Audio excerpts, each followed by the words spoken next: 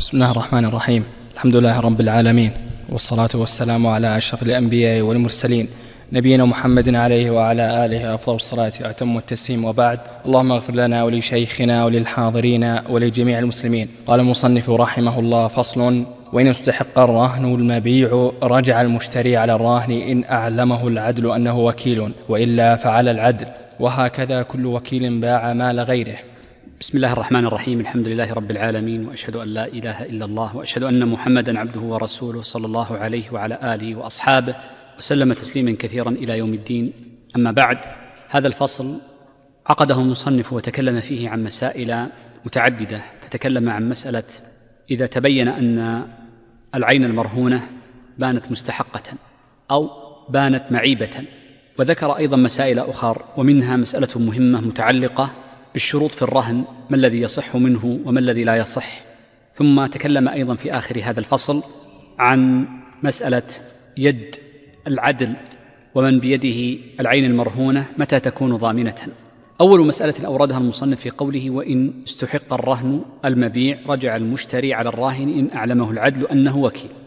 مر معنا كثيرا أن بدء الفصل بالواو يدل على أنه معطوف على فصل ومسائل قبله، فهذه المسألة معطوفة على المسائل أي لها تعلق بما سبق. قوله استحق الرهن المبيع، معنى قوله استحق أي بان مستحقا، فليس ملكا للراهن. وقد تقدم أن المصنف قال إنه يشترط لصحة الرهن أن يكون الراهن مالكا للعين المرهونة، فلو رهن عينا ثم بانت غير مملوكة له، وإنما هي مملوكة لغيره بأن كان غاصبا لها، وإن كانت مستحقة لأحد أسباب الاستحقاق المتعددة. هذا معنى قوله استحق الرهن. إذن عرفنا معنى الاستحقاق بأن بانت مستحقة لغير الراهن. وقوله استحق الرهن هي المسألة التي تكلمنا عنها قبل، أن الفقهاء يتجوزون في تسمية المرهون رهنا، أي استحقت العين المرهونة. وقوله المبيع هذا صفة للرهن، معنى ذلك أن الرهن الذي يكون لتوثيقة دين سببه البيع هذا الذي تتصور فيه هذه المسألة، وذلك أن الدين الذي وثق بالرهن تارة يكون قرضا فلا يرد هنا، وتارة يكون بسبب بيع وما في معنى البيع، فيكون الدين ناتجا عن بيع وما في معناه كالصلح عن عوض. فهذا الذي تصور فيه هذه المسألة، لأن فيها مشتري للعين بعد ذلك. قال: وإن استحق الرهن المبيع رجع المشتري على الراهن. قول المصنف هنا استحق الرهن المبيع، المبيع أي أنه بيع عند وجود الأجل، بيع عند وجود الأجل. قال المصنف: رجع المشتري على الراهن إذا بان له الاستحقاق، فيرجع المشتري على الراهن لأنه هو المدعي أنه مالك العين، حيث لما كان الراهن هو المدعي أنه مالك الرهن فإنه يرجع عليه. وتعبير المصنف بأنه يرجع على الراهن يشمل ما لو كان الراهن حيا أو ميتا، وسيأتي الإشارة إليه، ويشمل ما لو كان الراهن مفلسا أو موسرا وعنده ملاءة. قول المصنف: إن أعلمه العدل أنه وكيل، هذا هو محل وضوح المسألة.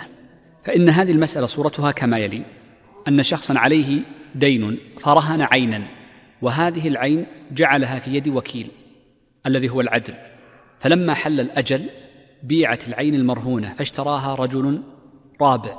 هذا المشتري بانت له أن تلك العين التي رهنت وكانت تحت يد عدل أنها مستحقة بأن كانت مسروقة مثلا. فيقول المصنف: فإن هذا المشتري وهو الرابع يرجع على الراهن، ولا يرجع على العدل، ولا يرجع على المرتهن، لكن هذا بقيد: إن أعلمه العدل أنه وكيل، أي إذا أعلم العدل الذي كانت بيده العين المرهونة، أعلم المشتري أنه وكيل عن الراهن والمرتهن، لأنه إذا أعلمه بذلك فكأنه يقول أنا نائب، وإنما الغار إنما هو الراهن لأنه غر غيره. قال المصنف: وإلا فعل العدل، أي وإن لم يعلمه أنه وكيل فإنه يرجع على العدل لأنه غره، حيث لم يخبره أنه وكيل في الرهن.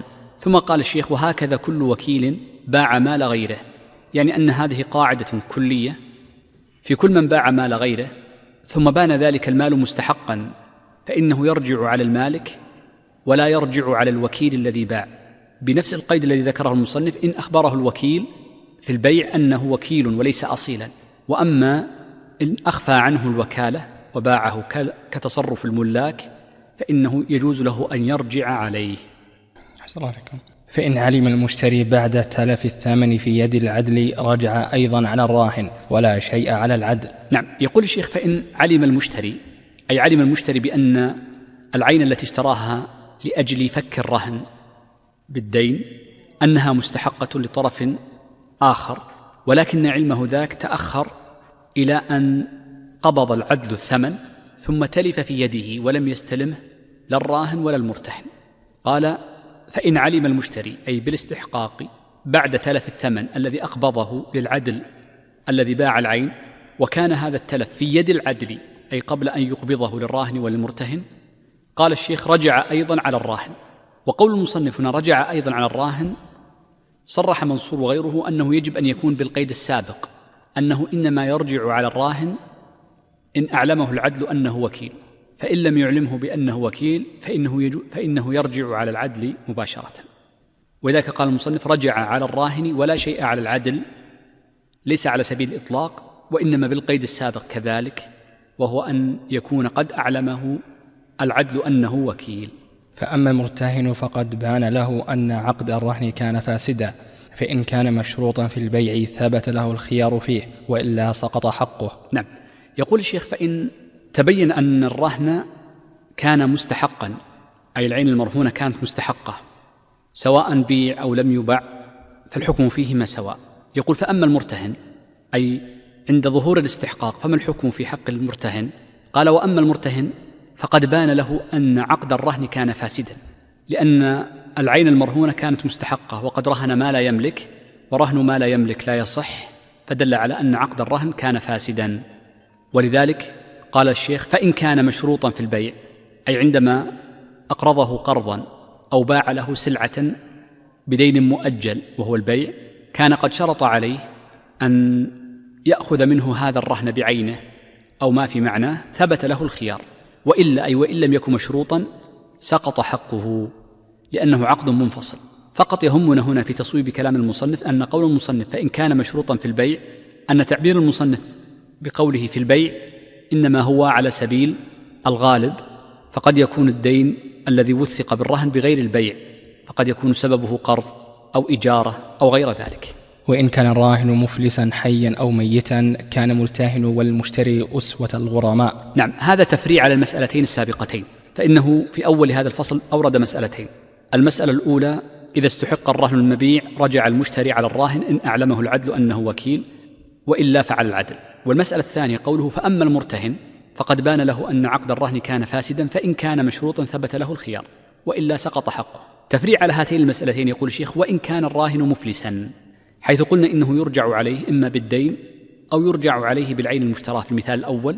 قال وإن كان الراهن مفلسا حيا أو ميتا، أي سواء كان حيا أو ميتا، كان المرتهن في المسألة الثانية والمشتري في المسألة الأولى أسوة الغرماء، أي لا يفضلون على غيرهم في قضاء الدين، لأننا نعلم أن الشخص إذا أفلس أو مات وكانت عليه ديون متعددة فالمقدم من هذه الديون ما كان فيه رهن على غيره لأجل فكاك الرهن، وقد سبق أن هذا الرهن قد التغى بسبب استحقاق تلك العين المرهونة فيلغو، كما صرح المصنف بأن قال فقد بان له أن عقد الرهن كان فاسدا، فيكون حينئذ أسوة الغرماء.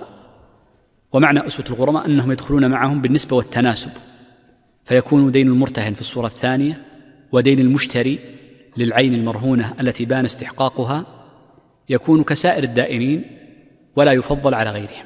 التفضيل هذا الذي يقدم يسمى بالديون الممتازة، يقدم بعضها على بعض. الفقهاء لهم اعتبارات معينة، فيرون أن العين المبيعة التي لم يؤخذ شيء من ثمنها يقدم في أخذ نفس العين، ومنها أن يكون الدين موثقا برهن فيقدم على غيره لأجل فكاك الرهن.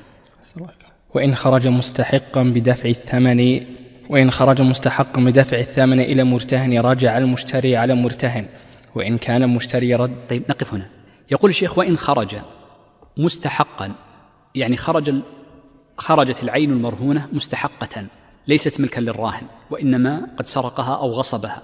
قال بعد دفع الثمن إلى المرتهن، المشتري كان قد دفع الثمن في الصورة الأولى قلنا إلى العدل وتلف المال قبل أن تصل للراهن، وذكر هناك أيضا أنها يرجع على الراهن. هنا بعد دفع الثمن للمرتهن، إما بأن يكون المرتهن هو الموكل بالبيع، أو أن العدل الذي باعها قبض الثمن ثم أوصل الثمن للمرتهن، أوصله للمرتهن. وهذا معنى قوله بعد دفع الثمن للمرتهن، أي بعد قبض المرتهن للثمن، وهو الدين الذي في ذمته.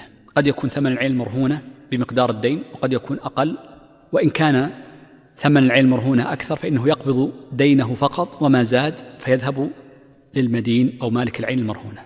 قال الشيخ: رجع المشتري على المرتهن. لما رجع المرتهن؟ لأن الثمن لم يصبح في يد العدل وليس في ضمان الراهن، لأنه وصل إلى المرتهن، فيرجع على من الثمن بيده. وهذا معنى قوله رجع المشتري على المرتهن. عبارة المصنف هنا قوله رجع المشتري على المرتهن، طبعا إنما مرادهم بها بما قبضه من الثمن.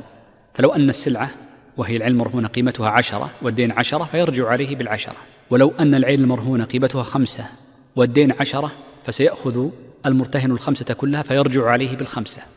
ولو أن الدين 5 وقيمة العين المرهونة 10 فإنما يأخذ المرتهن 5، وال5 الأخرى يأخذها مالك العين وهو الراهن. ففي هذه الصورة يرجع المشتري على المرتهن بما قبضه، وبباقي الثمن الذي بذله يرجع به على الراهن أو العدل إذا لم يكن قد أقبض الراهن بالقيد السابق الذي سبق ذكره. نعم. وإن كان المشتري رده بعيب لم يرجع على المرتهن ولا على العدل، ويرجع على الراهن.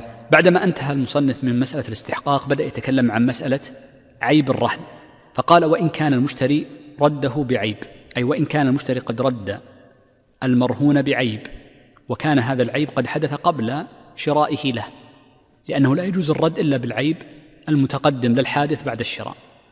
قال الشيخ: لم يرجع على المرتهن ولا على العدل، أي لم يرجع عليه لا بالثمن لأنه سيرد العين لمن اشتراها منه، لكن لا يرجع على المرتهن ولا يرجع على العدل، وإنما يرجع على الراهن.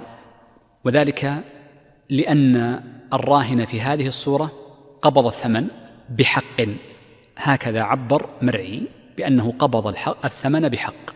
هذا تعليل مرعي في الغاية. عندنا هنا قيد فقط المصنف لم يذكره لوضوحه مما سبق، إذ قول المصنف ولم يرجع على العدل ليس على إطلاقه، وإنما بالقيد المتقدم: لا يرجع على العدل إن أعلمه أنه وكيل.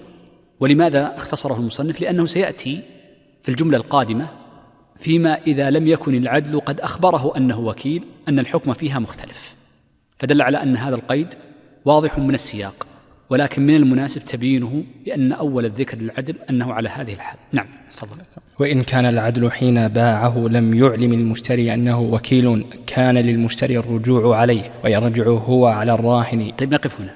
يقول الشيخ: وإن كان العدل حين باعه لم يعلم المشتري أنه وكيل. هذا الذي قلتها قبل قليل يدلنا على أن هذا القيد يجب أن يكون عكسه في الجملة السابقة، فنقول في قول المصنف: لم يرجع على المرتهن ولا على العدل إذا كان العدل قد أعلمه أنه وكيل، إذ يقابلها الجملة التي قرأت قبل قليل: وإن كان العدل حين باعه لم يعلم المشتري أنه وكيل. قال الشيخ: كان للمشتري. هنا قوله كان للمشتري يدل على الجواز، فيجوز له أن يرجع على العدل في هذه الحالة، ويجوز له أن يرجع على الراهن، فيكون له الخيار في ذلك. هذا ظاهر تعبير المصنف باللام التي تدل على الجواز. قال: كان للمشتري الرجوع عليه، أي على العدل، وذلك أن هذا العدل حينما لم يخبر أنه وكيل غره، والقاعدة أن الغار ضامن. ثم قال: ويرجع هو، أي ويرجع العدل على الراهن إن أقر العدل بالعيب أو ثبتت ببينه. نعم. وإن أنكر فقوله مع يمينه، فإن نكل فقضي عليه بالنكول وراجع المشتري عليه، لم يرجع العدل على الراهن، لأنه يقول إن المشتري ظلمه. نعم. يقول الشيخ في الصورة الثانية: إنما يرجع المشتري على العدل بشرط، وهو أن يقر العدل بالعيب أو يثبت العيب بالبينة، لأنه إذا لم يقر هو ولم يثبت فكيف يضمن؟ لأنه قد يثبت بإقرار الراهن المالك للعين، وإقرار، والقاعدة عندنا المعروفة أن الإقرار قاصر على المقر ولا يتعداه لغيره، وهنا نقول إنه له الخيار أن يضمن من شاء، فلا بد أن يكون ثبوت العيب إما بإقرار العدل أو ببينة كالشهود أو نحو ذلك من البينات التي يقبلها القاضي. مفهوم ذلك أنه إن كان ثبوت العيب بإقرار الراهن فإنه فليس للمشتري أن يرجع على العدل، وإنما يرجع على الراهن، لأن الإقرار حجة قاصرة. ثم قال وإن أنكر، أي وإن أنكر العدل العيب. قال الشيخ فقوله مع يمينه، أي القول قوله حيث لا بينه مع يمينه. ومعنى قول المصنف قوله مع يمينه أنه في حالة إنكار العدل للعيب فلا يضمن هو، لأننا قبلنا قوله مع يمينه، ويرجع المشتري على الراهن فقط. هذا هو كلام المصنف في هذه المسألة. لكن اعترض عليه جماعة، فقد ذكر منصور أنه قد تقدم في كلام المصنف وغيره أن القول قول المشتري بيمينه، فلا يحتاج إلى إقرار العدل ولا يحتاج إلى بينة، وعلى ذلك فلا يحلف العدل على هذا القول، بشرط أن يكون العيب محتمل الحدوث. وهذا الذي أورده مرعي وافقه عليه تلميذه محمد الخلوتي وجزم به في حاشيته على الإقناع. وبناء على ذلك فيبنى على القول الآخر أنه إن أنكر ولا بينة فالقول قول المشتري مطلقا، وليس القول قول العدل في هذه الصورة. قال الشيخ تفريعا على ما ذكره، قال فإن نكل فقضي عليه بالنكول ورجع المشتري عليه لم يرجع العدل على الراهن، لأنه يقول إن المشتري ظلمه، حيث قلنا بناء على ما مشى عليه المصنف ولم يقبله لا منصور ولا محمد الخلوتي أننا نقول إن العدل القول قوله ويحلف، لكن إن نكل وجهت له اليمين فنكل. قوله فإن نكل في هذه الحالة فإنه يثبت عليه الحق، ويكون هذا الحق بالنكول عليه، ثبت بنكوله، لأن النكول يثبت به الحق. قال الشيخ ورجع المشتري عليه، أي على العدل، ولم يرجع العدل على الراهن، لأن الراهن في الحقيقة لم يقر هو ولم يقر العدل بوجود العيب، ولم تثبت البينة بوجود العيب، وإنما ذلك العدل يقول لا يوجد عيب فهو ناف لوجود العيب. هذا من جهة. ومن جهة أخرى ما ذكره المصنف أن هذا العدل يقر بأن المشتري قد ظلمه، والقاعدة عندهم أنه إنما يرجع على الظالم ولا يرجع على غيره. ووضح هذه المسألة توضيحا آخر بنفس الكلام السابق لكن بطريقة أخرى. نقول لو أن شخصا رهن سلعة وجعلها على يد عدل، ثم إن هذه السلعة بيعت في قضاء الدين، هذا المشتري بعد شرائه لهذه السلعة وجد فيها عيبا فأراد رد العين، نقول له أحوال. الحالة الأولى أن يثبت وجود العيب بالبينة، فإن ثبتت في هذه الحالة بالبينة فإننا نقول إن المشتري له الخيار كما قال المصنف، إما أن يرجع، قال كان للمشتري الرجوع عليه ويرجع على الراهن، فله أن يرجع على العدل وله أن يرجع على الراهن لوجود البينة، والبينة تثبت في حق العدل وتثبت في حق الراهن معا. هذه الحالة الأولى. الحالة الثانية أن يكون ثبوت العيب بإقرار العدل، فنقول العدل هذا وكيل عن الراهن، فإذا ثبتت بإقرار العدل كان المشتري الرجوع على العدل وله الرجوع على الراهن، له أن يفعل أيهما، لأن العدل هذا هو وكيل عن الراهن، فإقراره بمثابة إقرار الراهن على نفسه. الحالة الثالثة هي محل الإشكال، فيما إذا لم تثبت ببينة ولا بإقرار، أو نقدم لها الصورة الرابعة ثم الثالثة.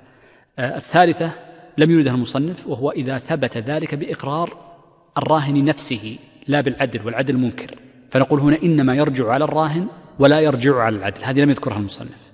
الحالة الرابعة ألا يثبت بإقرار أحدهما ولا ببينة، فقال المصنف هنا وهذا رأيه ورده منصور والخلوتي أنه القول قول العدل فيقبل قوله بيمينه، فإذا أنكر فنقول لا تعتبر العين لا عيب فيها قبل العقد، عقد البيع، وإنما عيب حادث.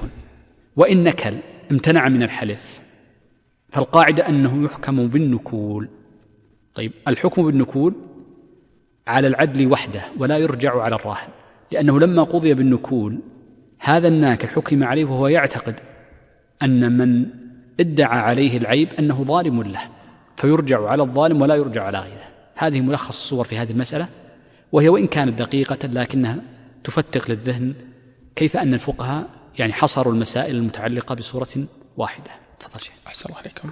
وإن تلف المبيع في يد المشتري ثم بان مستحقا قبل وزن ثمنه فللمغصوب منه تضمين من شاء من الغاصب والعدل والمرتهن والمشتري، ويستقر الضمان على المشتري ولو لم يعلم بالغصب لأن التلف في يده. نعم، هذه مسألة وهي قضية إذا تلف المبيع في يد المشتري ثم بان مستحقا، فهنا زاد عن المسألة السابقة أنه تلف قبل ظهور الاستحقاق، ثم قال وقبل وزن ثمنه.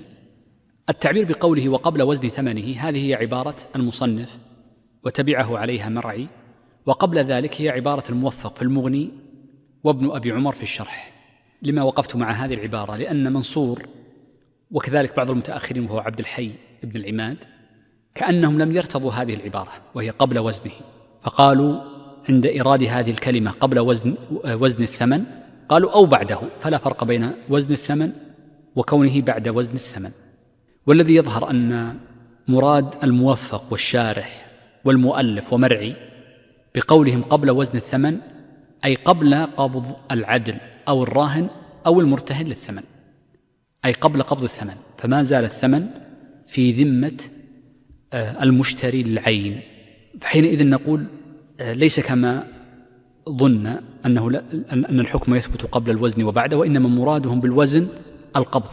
وقد مر معنا أن في باب البيع في آخر الخيار لما تكلم ما الذي يحصل به القبض، مر معنا أن قبض الموزون بوزنه وقبض المكيل بكيله، فيكون مرادهم حينئذ ما ذكرت لك أنه قبض الثمن، فحينئذ لا يرد ما أورداه رحمهم الله الشيخ منصور والشيخ عبد الحي. قال فللمغصوب منه، لأن المغصوب منه ليس له أن هنا الحديث عن المغصوب إلى من يرجع، على من يرجع. المشتري لم ينقد الثمن فلا يرجع على أحد المشتري. هنا نتكلم عن المغصوب منه، وهي تختلف عن السابقة التي في أول باب المشتري يرجع على من، وهنا نقول المغصوب منه. فقد المال وتلف وكان وقت التلف في يد المشتري، فقال الشيخ فللمغصوب منه تضمين من شاء من هؤلاء، أولهم الغاصب، والغاصب هو الراهن للعين، والعدل هو الذي كانت تحت يده العين لأجل أن يحفظها ثم يبيعها بعد ذلك. قال والمرتهن فيها إشكال أرجع إليه بعد قليل. قال والمشتري. أما الغاصب فواضح لأنه هو المتولي أو مباشرة الذي باشر الغصب والتعدي، والعدل لأنه وكيل عنه وقام بنقل الملك لغيره، والمشتري لأن العين في آخر أوقاتها وقبل تلفها كانت تحت يد المشتري، فيجوز له أن يضمن الأخير، وكل واحد من هؤلاء يرجع على الذي قبله. الإشكال كله إنما هو في المرتهن. كيف نقول إنه له أن يضمن المرتهن؟ يقولون إن تضمين المرتهن إنما يكون محله إذا كان المرتهن قد وضع يده عليه بأن تولى هو البيع، أو كان قابضا له وليس تحت يد العدل، لأن قلنا إن العين المرهونة يجب أن يقبضها المرتهن أو تجعل تحت يد عدل. ولأجل ذلك حمل بعض المحشين أن هذه العبارة تنحل ولا بأحد طريقتين، إما أن نزيد هذا القيد فنقول والمرتهن إن كان قد وضع يده عليه، وفي حالة ثانية أو تصحيح آخر أن نزيد حرفا واحد وهو الهمزة فنقول والعدل ويضمن العدل أو المرتهن، لأن العدل والمرتهن أحدهما هو الذي يكون قابضا للعين. وهذا توجيه بعض محشي صاحب الإقناع ربما يكون منصور. إذن هذا فقط توضيح هذا القيد المتعلق به. وجه ذلك أن جميع هؤلاء الغاصب والعدل أو المرتهن والمشتري، جميع هؤلاء الثلاثة والأربعة قبضوا هذا المال فترة من الفترات، وصارت لهم يد على عين المال المغصوب، فجاز للمغصوب منه أن يضمن كل واحد من هؤلاء الذين وقعت يدهم على العين. ثم قال الشيخ ويستقر الضمان على المشتري ولو لم يعلم بالغصب لأن التلف في يده. هنا قوله ويستقر الضمان، معنى ذلك أنه لما قلنا إن المغصوب منه له له أن يضمن المشتري، نقول يضمن المشتري مطلقا سواء علم بأن العين مغصوبة أو لم يعلم بأنها مغصوبة. إذن قوله ويستقر ليس معنى ذلك أنه هو الوحيد من هؤلاء الذين يستقر، بل الضمان مستقر على الغاصب وهو الراهن، وعلى العدل، وعلى المرتهن إذا قبض، وعلى المشتري. لكن عبر بيستقر الضمان أي يثبت الضمان على المشتري ولو لم يعلم بالغصب. هذا تعبير من المصنف إشارة لخلاف، فإن قوله ولو إشارة لخلاف، فقد ذكر هذه المسألة في المغني، وحكى الموفق في المغني رواية عن أحمد أنه يستقر عليه إذا كان عالما بالغصب، وأما إذا لم يكن المشتري عالما بالغصب فإن الضمان يستقر على الغاصب دون من لم يعلم، ولكن المجزوم به ما تقدم سابقا. ومسألة العلم وعدم علمه لما كان خفيا، وخاصة في حقوق الآدمين وهي الضمان، فإنهم يتغاضون عنه كثيرا. وذلك يقول الشيخ لأن التلف في يده، أي لأن التلف حصل في يده، فهو أولى الناس وأقربهم للتلف. قبل أن ننتقل المسألة الأخيرة، نحن قلنا إن المغصوب منه مخير في أن يضمن من شاء من هؤلاء الأربعة إذا كانوا قد قبضوا تلك العين، فإن ضمن الغاصب مباشرة انتهت المشكلة ولا إشكال. فإن ضمن العدل فإن العدل يرجع على الغاصب، وإن ضمن المرتهن فإن المرتهن يرجع على الغاصب، وإن ضمن المشتري فإن المشتري له الخيار بين أن يرجع على العدل الذي باعه أو المرتهن الذي باعه، وبين أن يرجع على الغاصب. إذن كل واحد يرجع على من غره إلى أن يرجعوا للأول. وهذه مسألة ستأتي في قضية تسلسل الضمان، لها موضعها في الغصب وهي مشكل، وفيها مبدأ يعني قضاء سابقا عندنا في المحاكم ثم عكس في بعض الأنظمة. نعم. وإن ادعى العدل دفع الثمن إلى المرتهن فأنكر ولم يكن قضاه ببينة ولا حضور راهن ضامن كما لو أمره بالإشهاد فلم يفعل. نعم، هذه مسألة أخرى، وهي إذا ادعى العدل دفع الثمن إلى المرتهن، يقول أنا قبضت الثمن من المشتري ودفعته إلى المرتهن سدادا للدين الذي في ذمة الراهن له. قال الشيخ فأنكر، أي فأنكر المرتهن ولم يكن قضاه ببينة، أي ولم يكن العدل قد قضاه ببينة، لم يشهد ولم يكتب عليه ورقة. قال ولا بحضور راهن، لأن حضور الراهن يغني عن وجود البينة، فيكون الاستيثاق المخاطب به هو الراهن لا العدل بسبب حضور الراهن. قال الشيخ ضمن، أي ضمن العدل ذلك لأنه قد فرط، لأن الأصل أن العدل مأمور بالإشهاد وتوثقة القضاء، وقد سبق معنا إشارة لهذا في كتاب البيع. ثم قال كما لو أمره بالإشهاد فلم يفعل، يقول كما لو أمره الراهن أن يشهد على قضائه الدين وتسليمه الدين للمدين فلم يفعل، فكأن المصنف يقول لا فرق بين أن يشترط عليه أن يشهد عند قضاء الدين وبين أن يسكت، لأن هذا من مقتضيات توفية الدين. ومر معنا قبل أن من وفى دينا وكالة عن غيره فإنه يلزمه الإشهاد. نعم. وهنا نقول وفى دينا عن غيره، أما عن نفسه فهذا حق له أن يشهد وله أن لا يشهد، أن يشهد وسيأتي تفريع عليها. نعم. ولا يقبل قوله عليهما في تسليمه لمرتهن فيحلف مرتهن ويرجع على أيهما شاء، فإن رجع على العدل لم يرجع العدل على أحد، وإن رجع على راهن رجع على العدل. نعم، نقف هنا. يقول الشيخ ولا يقبل قوله، أي ولا يقبل قول العدل عليهما، أي على الراهن والمرتهن في تسليمه لمرتهن. لو أن عدلا باع السلعة المرهونة ثم ادعى أنه سلم الثمن للمرتهن، سيستفيد الراهن بقضاء دينه، والمرتهن غالبا هو الذي يدعي أنه لم يستلم، فلا يقبل قوله لا على الراهن فيسقط دينه الذي ثبت في ذمته، ولا على المرتهن فنقول لا حق لك.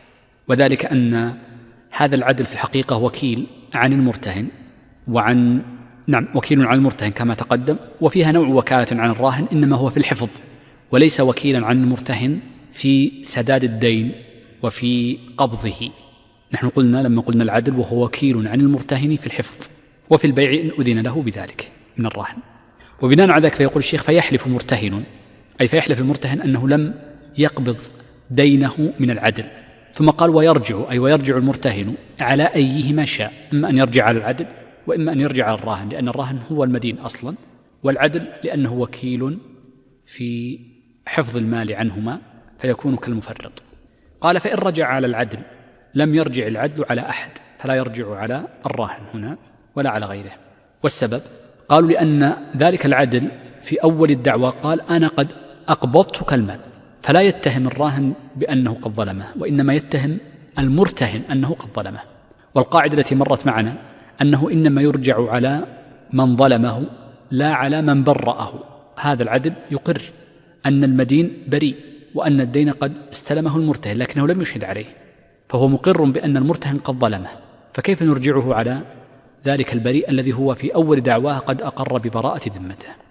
ثم قال الشيخ وإن رجع على راهن، أي وإن رجع المرتهن الذي أنكر أنه قد قبض الثمن من العدل على الراهن، رجع أي الراهن على العدل. والسبب أن العدل وإن كان صادقا في دعواه أنه أقبض الثمن فهو مفرط في عدم إشهاده، فهذا التفريط يكون سببا لضمانه إن لم يثبت خلافه. نعم. وإن دفعه إلى المرتهن بحضرة الراهن أو ببينة، وسواء كانت حاضرة أو غائبة حية أو ميتة، إن صدقه المرتهن لم يرجع عليه ويأتي حكم الوكيل. نعم. يقول الشيخ وإن دفعه إلى المرتهن، أي دفع العدل قيمة العين المرهونة بعد بيعها للمرتهن وهو الدائن بحضرة الراهن، أي بوجود الراهن. سبق أنه يكفي ولا يلزم بينة حين ذاك لأن الحق للراهن، فيجب الاستيثاق والإشهاد وإثبات ذلك للراهن أن الحق له. قال أو ببينة، أي بحضور شهود أو البينات التي تعارف الناس على اعتبارها. قال وسواء كانت حاضرة أو غائبة، أي وسواء كانت البينة بعد ذلك حاضرة أو كانت غائبة، وغيبة البينة الشهود يكونوا مسافرين، حية أو ميتة بأن أشهد أناسا ثم ماتوا، حكمه قال لم يرجع عليه، أي لم يرجع. هذه سأرجع لها، كلمة إن صدقه لم فيها إشكال، سأرجع له بعد قليل. قال لم يرجع عليه، أي لم يرجع الراهن على العدل، لم يرجع الراهن على العدل في حال رجوع المرتهن على الراهن. نحن قلنا قبل قليل إن المرتهن إذا أنكر تسلمه الثمن وكان العدل قال أنا أشهدته 2 لكنهما ماتا، أو أشهدت 2 ثم غابا، أو قال أنا سلمته المال بحضور الراهن وأمام القاضي البينة غائبة أو ميتة، والراهن يعني إنما هو مدع فلا يقبل قوله حين ذاك، ما يقبل على المرتهن.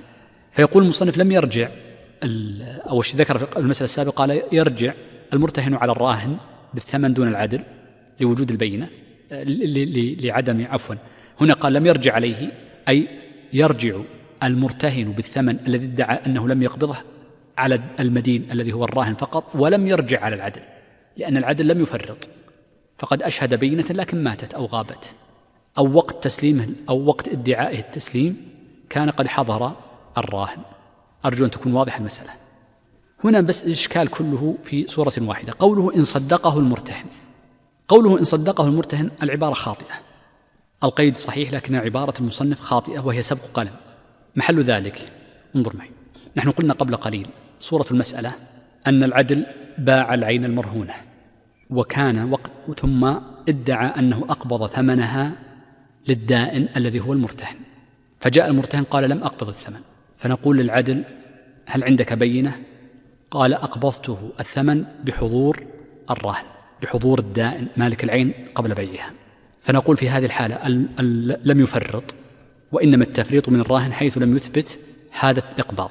إلى هنا واضح، فيكون الضمان كاملا على الراهن مالك العين وليس على العدل شيء. إلى هنا واضح. لكن لما قال أنا أقبضته المال بحضور الراهن، دعواه هذه لا تقبل إلا إذا صدقه ذلك الذي ادعى أنه قد حضر، وذلك صواب هذه الجملة إن صدقه الراهن وليس إن صدقه المرتهن.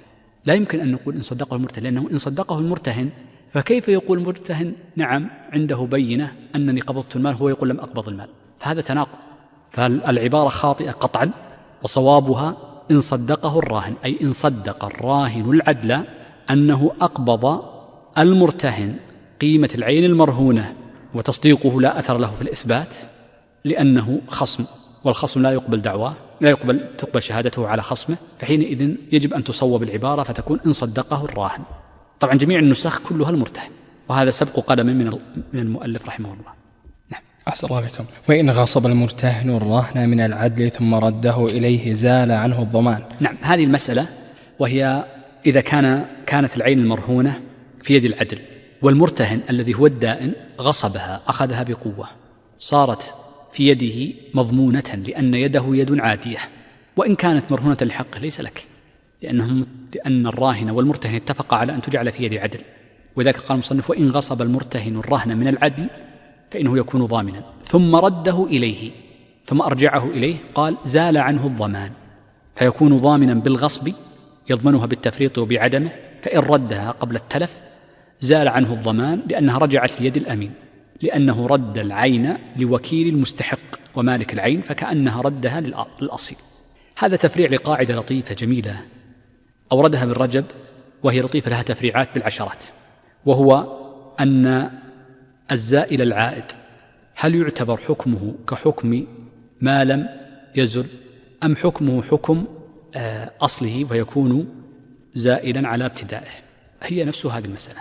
هنا عوده للعين، عوده للعين وردها إلى من كان أمينة، من كان وكيلا في حفظها، تزيل عنه حكم الضمان لأنه رد المال لصاحبه.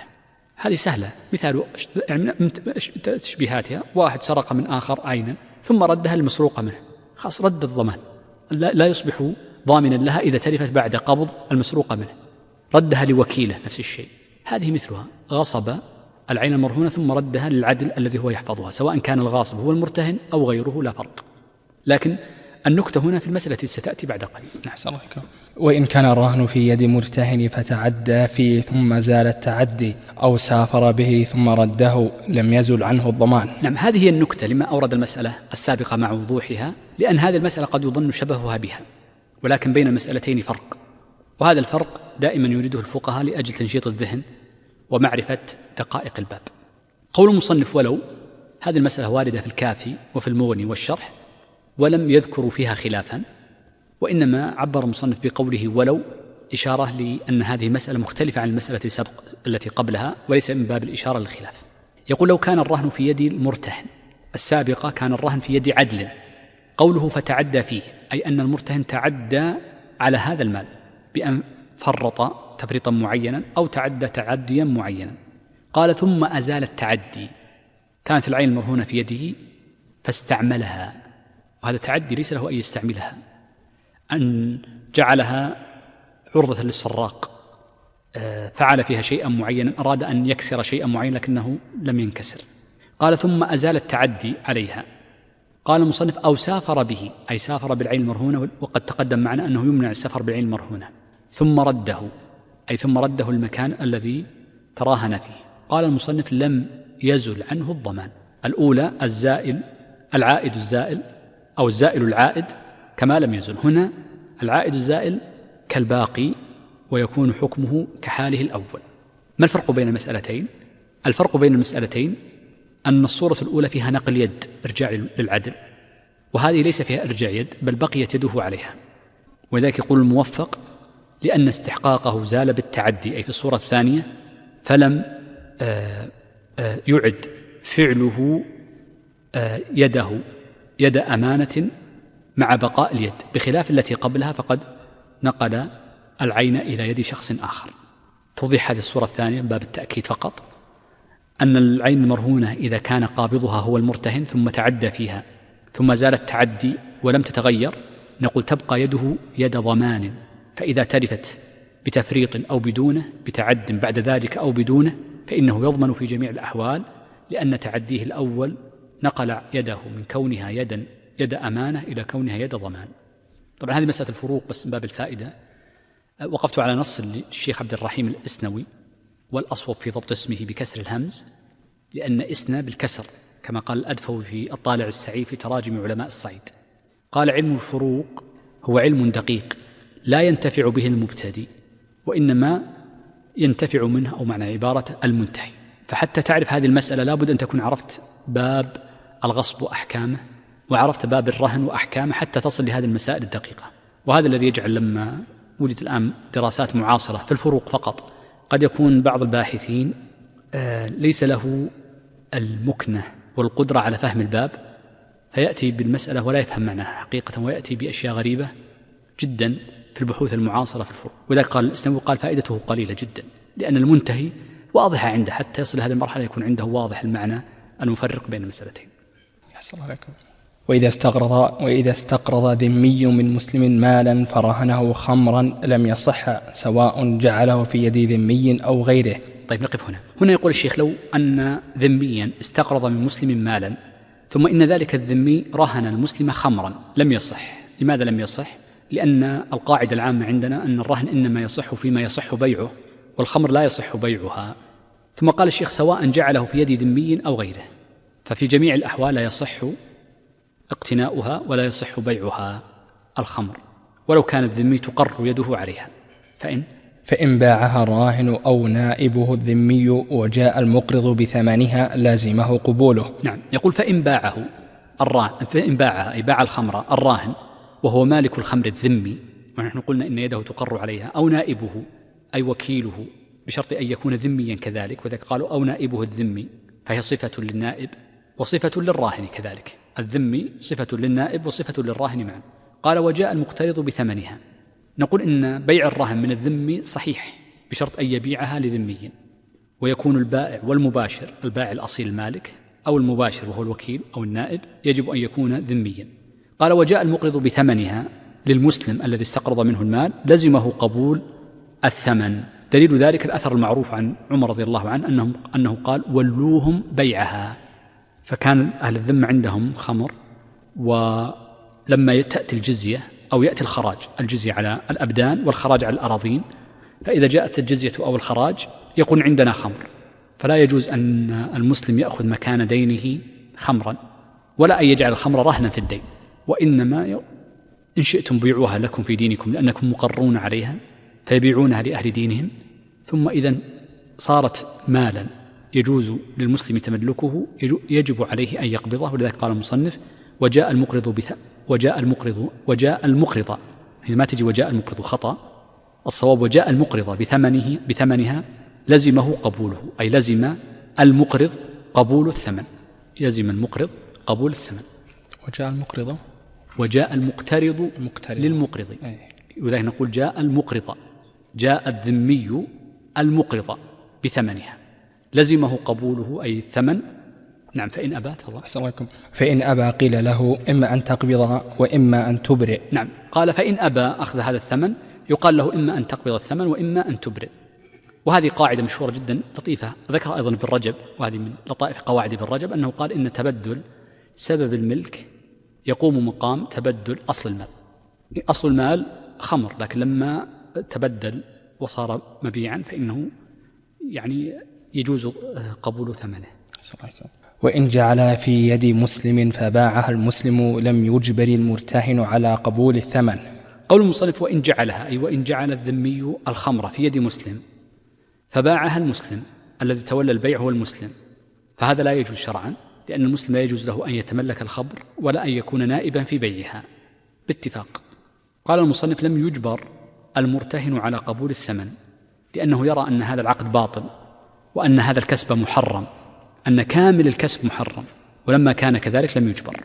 عندنا هنا فقط عشان إيراد اعتراض لبعض العلماء، الشارح والشيخ منصور أورد اعتراضا، لكن قبل أن أورد هذا الاعتراض أذكر مقدمته، وهو إذا علم الشخص أن مال الذي أقرضه أو مال الذي سيشتري منه محرم، كله محرم، فهل يصح التعامل معه أم لا؟ فيه روايتان، ومشهور المذهب أنه إذا علم أن جميع المال محرم لصفته طبعا وليس لعينه، فإن المشهور أنه لا يجوز التعامل معه. وهنا علم أن المال ثمن خمر فهو محرم كله ليس مختلطا بغيره، فلا نقول نصفه أو أكثره. وهذا الذي جعل منصور يعترض على عبارة المصنف في قوله لم يجبر المرتهن، قال بل لا يجوز له قبوله لأن البيع باطل. وضح عندنا الآن لما قال منصور هذه الكلمة. وعبارة المصنف هي مبنية على الرواية الثانية، أنه إذا كان المال محرم كله فالعبرة بالعقد لا بأصل المال. وهذه مسألة فيها خلاف، أظن صاحب الإنصاف ذكر نحو من 10 أقوال قيل إذا كان المال كله لم يجوز التعامل، وقيل إذا كان أكثره أي أكثر من النصف، وقيل نصفه، وقيل ثلثه، وقيل عشره، فذكر أقوالا كثيرة تبلغ 10 في غير هذا الموضوع وأن تقدمت معنا قبل. نعم. وإن شرط أن يبيع المرتهن أو العدل الراهن صح ولم يؤثر فيه. نعم. هنا بدأ يتكلم عن مسألة اشتراط أن يبيع المرتهن العين المرهونة، ويكون ذلك عند حلول الأجل أو ثبوت الحق. مر معنا قبل أن الأصل أنه لا يجوز، وسيؤكد عليه المصنف بعد قليل، مسألة إذا جاء الأجل لا يجوز للمرتهن أن يتملك العين المرهونة. هذا هو مشهور المذهب. نعم، في خلاف المسألة أوردها الشيخ تقي الدين وله توجيه فيه، يعني قد يذكر في غير هذا الدرس، ولكن يقول لا يجوز تملك العين المرهونة بالدين. ما الذي يجب؟ إذا حل الأجل ووقت السداد فإنه يلزم بيع العين المرهونة. الأصل أن الذي يبيع العين المرهونة هو مالكها وهو الراهن المدين، إلا أن تكون قد وضعت على يد عدل وأذن لذلك العدل ببيعها. وهناك حالة ثانية أيضا سبقت، إذا اتفق أو اشترط المرتهن أنه إذا حل الأجل أنه هو الذي يتولى البيع، فقد سبق معنا أنه يجوز بقيود سبق الإشارة إليها قبل درسين. وذلك يقول المصنف وإن شرط أن يبيع المرتهن. هنا قوله وإن شرط محل هذا الاشتراط عندهم يجب أن يكون عند العقد، لأنهم لا يرون صحة الشرط المتراخي عن العقد على مشهور المذهب أيضا. قال وإن شرط أن يبيع المرتهن أو العدل الرهن صح، كما تقدم معنا وسبق الإشارة إليه. قال ولم يؤثر فيه. هنا قوله ولم يؤثر فيه أي لم يؤثر الاشتراط في صحة الرهن. وهنا سأذكر مسألة هي التي تتعلق بهذه الصفحة والتي تليها كاملة، وهي مسألة الشروط في الرهن. الشروط في الرهن يقولون إنها على نوعين كالشروط في البيع تماما. النوع الأول شروط صحيحة، والنوع الثاني شروط فاسدة. نبدأ أولا بالشروط الصحيحة، لأن هذه من أول مسائل التي أوردها المصنف في الشرط. يقولون الشروط الصحيحة متعددة، منها كل ما يقتضيه العقد، بأن يشترط أن تكون العين المرهونة في يد عدل مثلا، أو أن تكون العين المرهونة مقبوضة من المرتهن، أو أن تباع عند حلول الأجل. هذه اشترطت أو لم تشترط سواء. ومن الشروط الصحيحة التي فيها غرض صحيح في وفاء الدين وفي أداء مقتضى العقد وهو بيع العين المرهونة، الشرط هنا الذي ذكره المصنف وهو أنه يجوز أن يشترط أنه عند حلول الأجل وعند استحقاق الحق أن يتولى بيع العين المرهونة العدل، أو يتولاها المرتهن نفسه وهو الدائن. فيقول المصنف إنه صحيح ولا يؤثر في صحة العقد. إذن هذا النوع الأول ننتبه له، وهي الشروط الصحيحة. والحقيقة أن أصحاب أحمد وإن توسعوا في الشروط إلا أن كلامهم يدخل عليه بعض الإيراد، اللهم إلا ما يبنى على مسألتين، على طريقتين: طريقة الموفق التي سبق ذكرها هناك في شروط البيع في تقسيم الشروط الفاسدة إلى قسمين، والأمر الثاني طريقة الشيخ تقي الدين في التوسع في قبول أكثر من شرط، لأن الاكتفاء بشرط واحد ليس من مقتضى العقد، وإنما هو لمصلحته مما يكون فيه بعض الحرج ولا شك. وذلك يقول الشيخ بعد ما ذكر ما سبق. تفضل. وكذا كل شرط وافق مقتضى العقد. نعم، قوله وكذا كل شرط وافق مقتضى العقد، هنا قول المصنف وكذا كل شرط وافق مقتضى العقد، هذه العبارة يفهم منها فهمان. الفهم الأول أن الشروط التي توافق مقتضى العقد اشتراطها لا يؤثر، وهذا صحيح، لأن اشتراطها كعدم اشتراطها.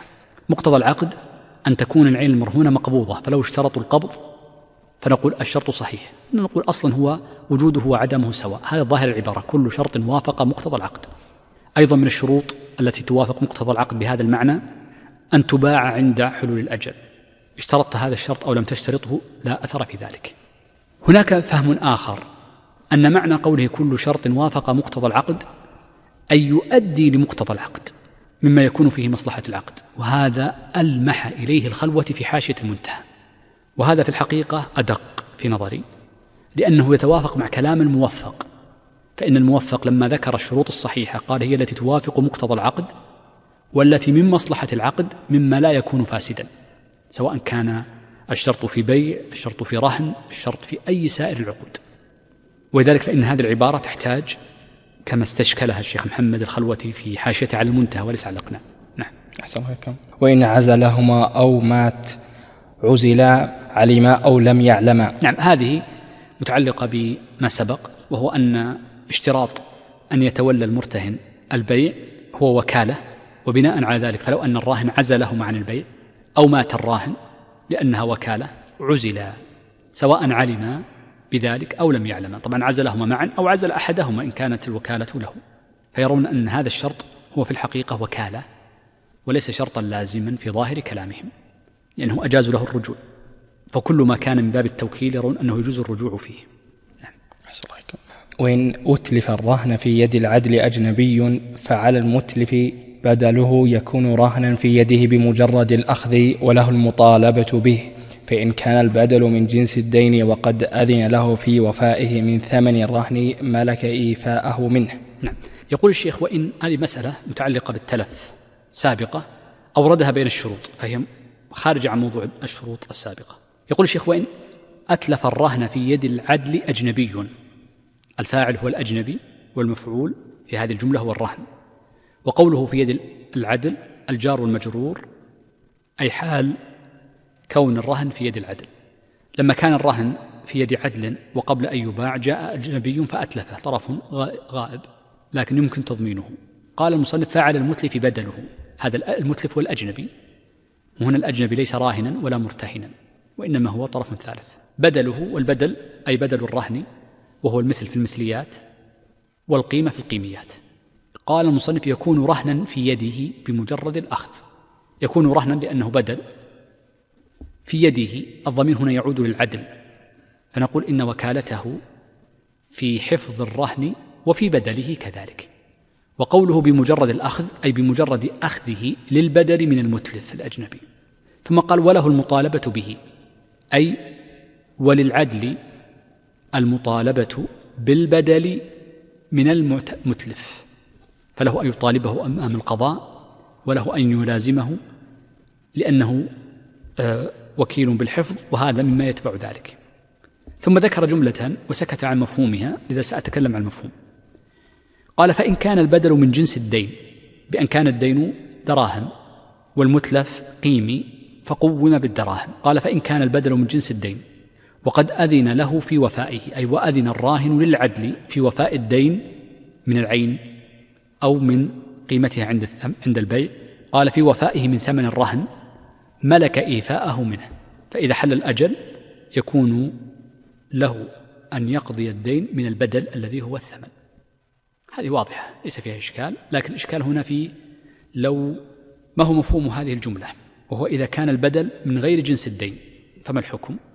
مثال ذلك بأن كانت العين المرهونة سيارة فأعطاه قيمتها شيئا آخر من باب القيمة تقييم. ففي المذهب وجهان: أحدهما أن هذا البدل يأخذ حكم الشيء الجديد، فيأخذ حكم المبتدأ لأنه جديد وليس من جنس الدين، وعلى ذلك فلا يملك العدل بيعه إلا بإذن جديد من الراهن، وهذا الذي جزم به في الكافي. والوجه الثاني أن هذا البدل له حكم النماء، وقلنا إن النماء يتبع الأصل، وهذا الذي جزم به منصور وقال إنه قياس المذهب، وذكر أن المصنف جزم به في موضع تقدم. إذن فيكون في ما لم يكن من جنس الدين وجهان: هل للعدل الإذن، هل العدل الصلاحية أن يبيع ذلك الدين عند الوفاء أم لا؟ ذكرت هذين الوجهين كما تقدم. وإن شرط شرطا لا يقتضيه العقد كالمحرم والمجهول والمعدوم وما لا يقدر على تسليمه ونحوه، أو ينافيه، نحو أن لا يباع عند حلول الحق أو لا يباع ما خيفة. طيب نقف هنا لأن الأمثلة كثيرة. هذا تتمة الشروط. مر معنا أن الشروط نوعان: صحيحة، وعبر المصنف عن الشروط الصحيحة كل شرط وافق مقتضى العقد، والأقرب أن معنى قوله وافق مقتضى العقد أنه يشمل صورتين: وافق مقتضى العقد فيكون اشتراطه كعدمه، مثل أن يبيع، أن يباع عند الاستحقاق، أن يكون مقبوضا ونحو ذلك، ويشمل كذلك ما كان من مصلحة مقتضيات العقد، كأن يكون في يد عدل معين أو في يد مرتهن. هنا بدأ يتكلم عن الشروط غير الصحيحة، وذكر بما سبق في كتاب البيع، وهذه القاعدة مهمة جدا. سأوردها هناك ثم أنزلها على كلام المصنف، لأن في تعبيرات المصنف بعض الإشكال. الشروط غير الصحيحة تقرير مذهب وتحقيق مذهب أحمد أنها نوعان، ليست نوعا واحدا. نوع تبطل الشروط وحدها، ونوع تبطل الشروط ويبطل معها العقد، سواء كان العقد عقد بيع، أو كان العقد عقد إجارة، أو كان العقد عقد قرض، أو كان العقد عقد رهن، أو العقود التي ستأتينا بعد ذلك. أنا ما زلت أرجع إلى ما سبق ثم سآتي لكلام المصنف بعد قليل. الشروط التي تبطل وحدها ولا تبطل العقد هي الشروط التي تخالف مقتضى العقد.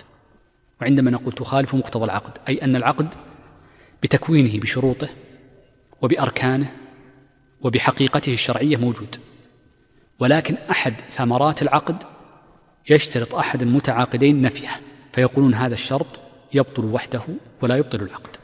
مر معنا الدليل حديث بريرة رضي الله عنها حينما قال النبي صلى الله عليه وسلم لعائشة رضي الله عنها: اشتريها واشترطي أن الولاء لهم.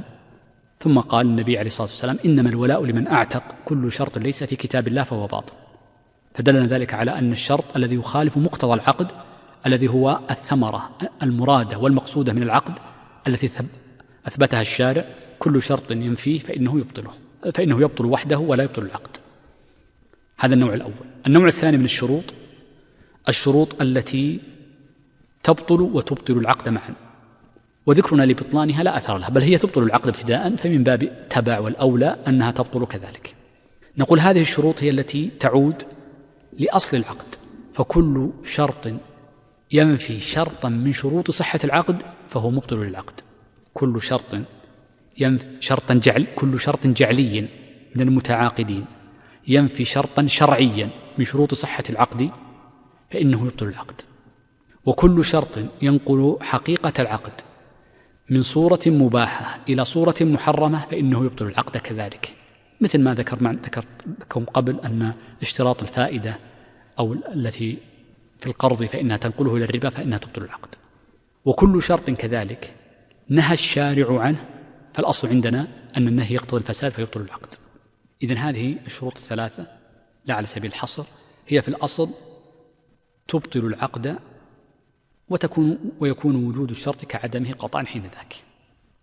نفس الشيء موجود معنا في الرهن، وقد صرحوا وسيصرح المصنف أن بعض الشروط تبطل العقد وبعض الشروط لا تبطل العقد. الإشكال في المصطلح الذي أوردوه لما يبطل العقد ولما لا يبطل العقد. نأتي لكلام المصنف لأورد لكم الإشكال بإذن الله عز وجل. قوله وإن شرط شرطا، هنا بدأ يتكلم عن الشروط غير الصحيحة، قال لا يقتضيه العقد. هنا قول المصنف لا يقتضيه العقد،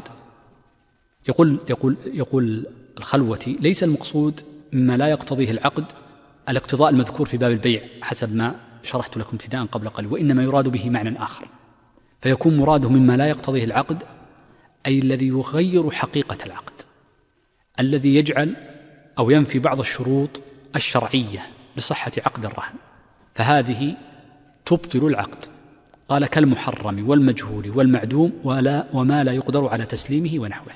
هذه الأربعة أمثلة: المحرم يشترط أن يكون العين المرهونة خمرا أو خنزيرا، أو يشترط أن يكون العين المرهونة شيئا مجهول لا يعرف ما هو، أو معدوما كالطير يعني، أو معدوما غير يعني موجود الآن كالحمل، أو لا يقدر على تسليمه كالطير في الهواء ونحوه، أي كل ما لا يصح بيعه. فهذه أشياء تخالف حقيقة العقد، لأن عقد الرهن من شرطه أن يكون مملوكا لصاحبه مقدورا على تسليمه كالبيع. وسيأتي إن شاء الله في نهاية هذه المقطع كاملا أن المصنف قال إذا كان مجهولا أو محرما فباطل، أي أن عقد الرهن باطل لأن مقصود العقد لم يتحقق. إذن هذا النوع الأول من الشروط الباطلة، وهي الشروط التي تبطل العقد بالكلية. أورد لها المصنف المحرم والمجهول والمعدوم وما لا يقدر على تسليمه ونحوه من كل ما لا يصح بيعه، لأن من شرط صحة الرهن أن يكون المرهون مما يصح بيعه.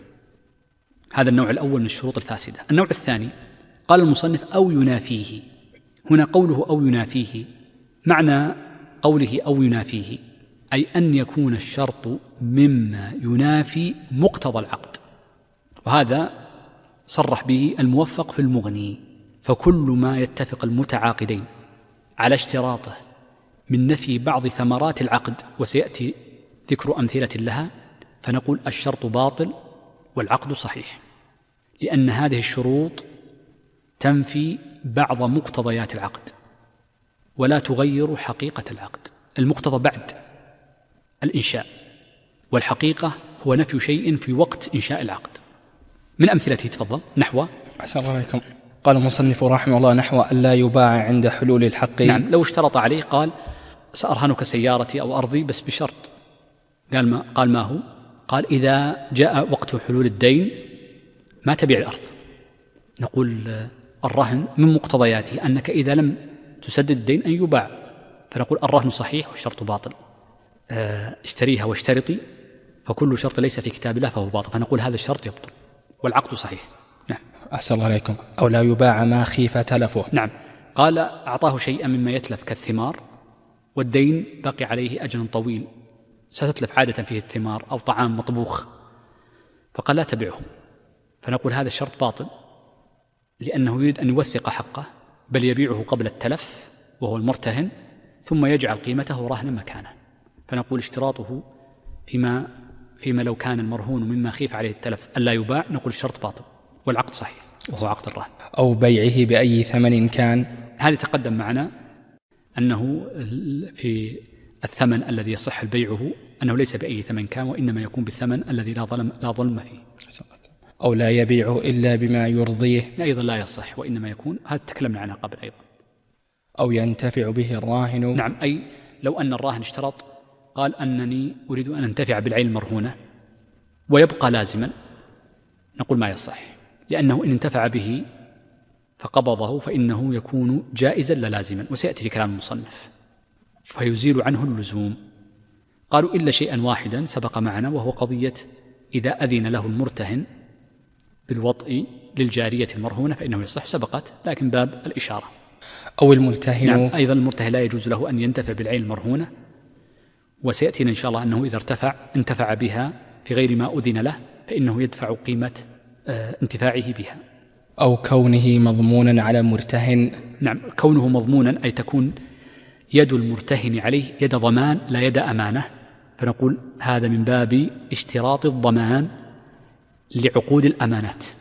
وتكلمت في الدرس الماضي أو الذي قبله نسيت هل يصح اشتراط الضمان أم لا، وتوسعت فيها لأن الآن المعاصرين يتوسعون في هذه الفكرة، فيقول إن الشخص يجوز له أن يتبرع بضمان الأمانات في عقود الأمانات، وبعضهم زاد في أخذ العوض على هذا قلب العقد الذي هو عقد أمانة إلى عقد ضمان.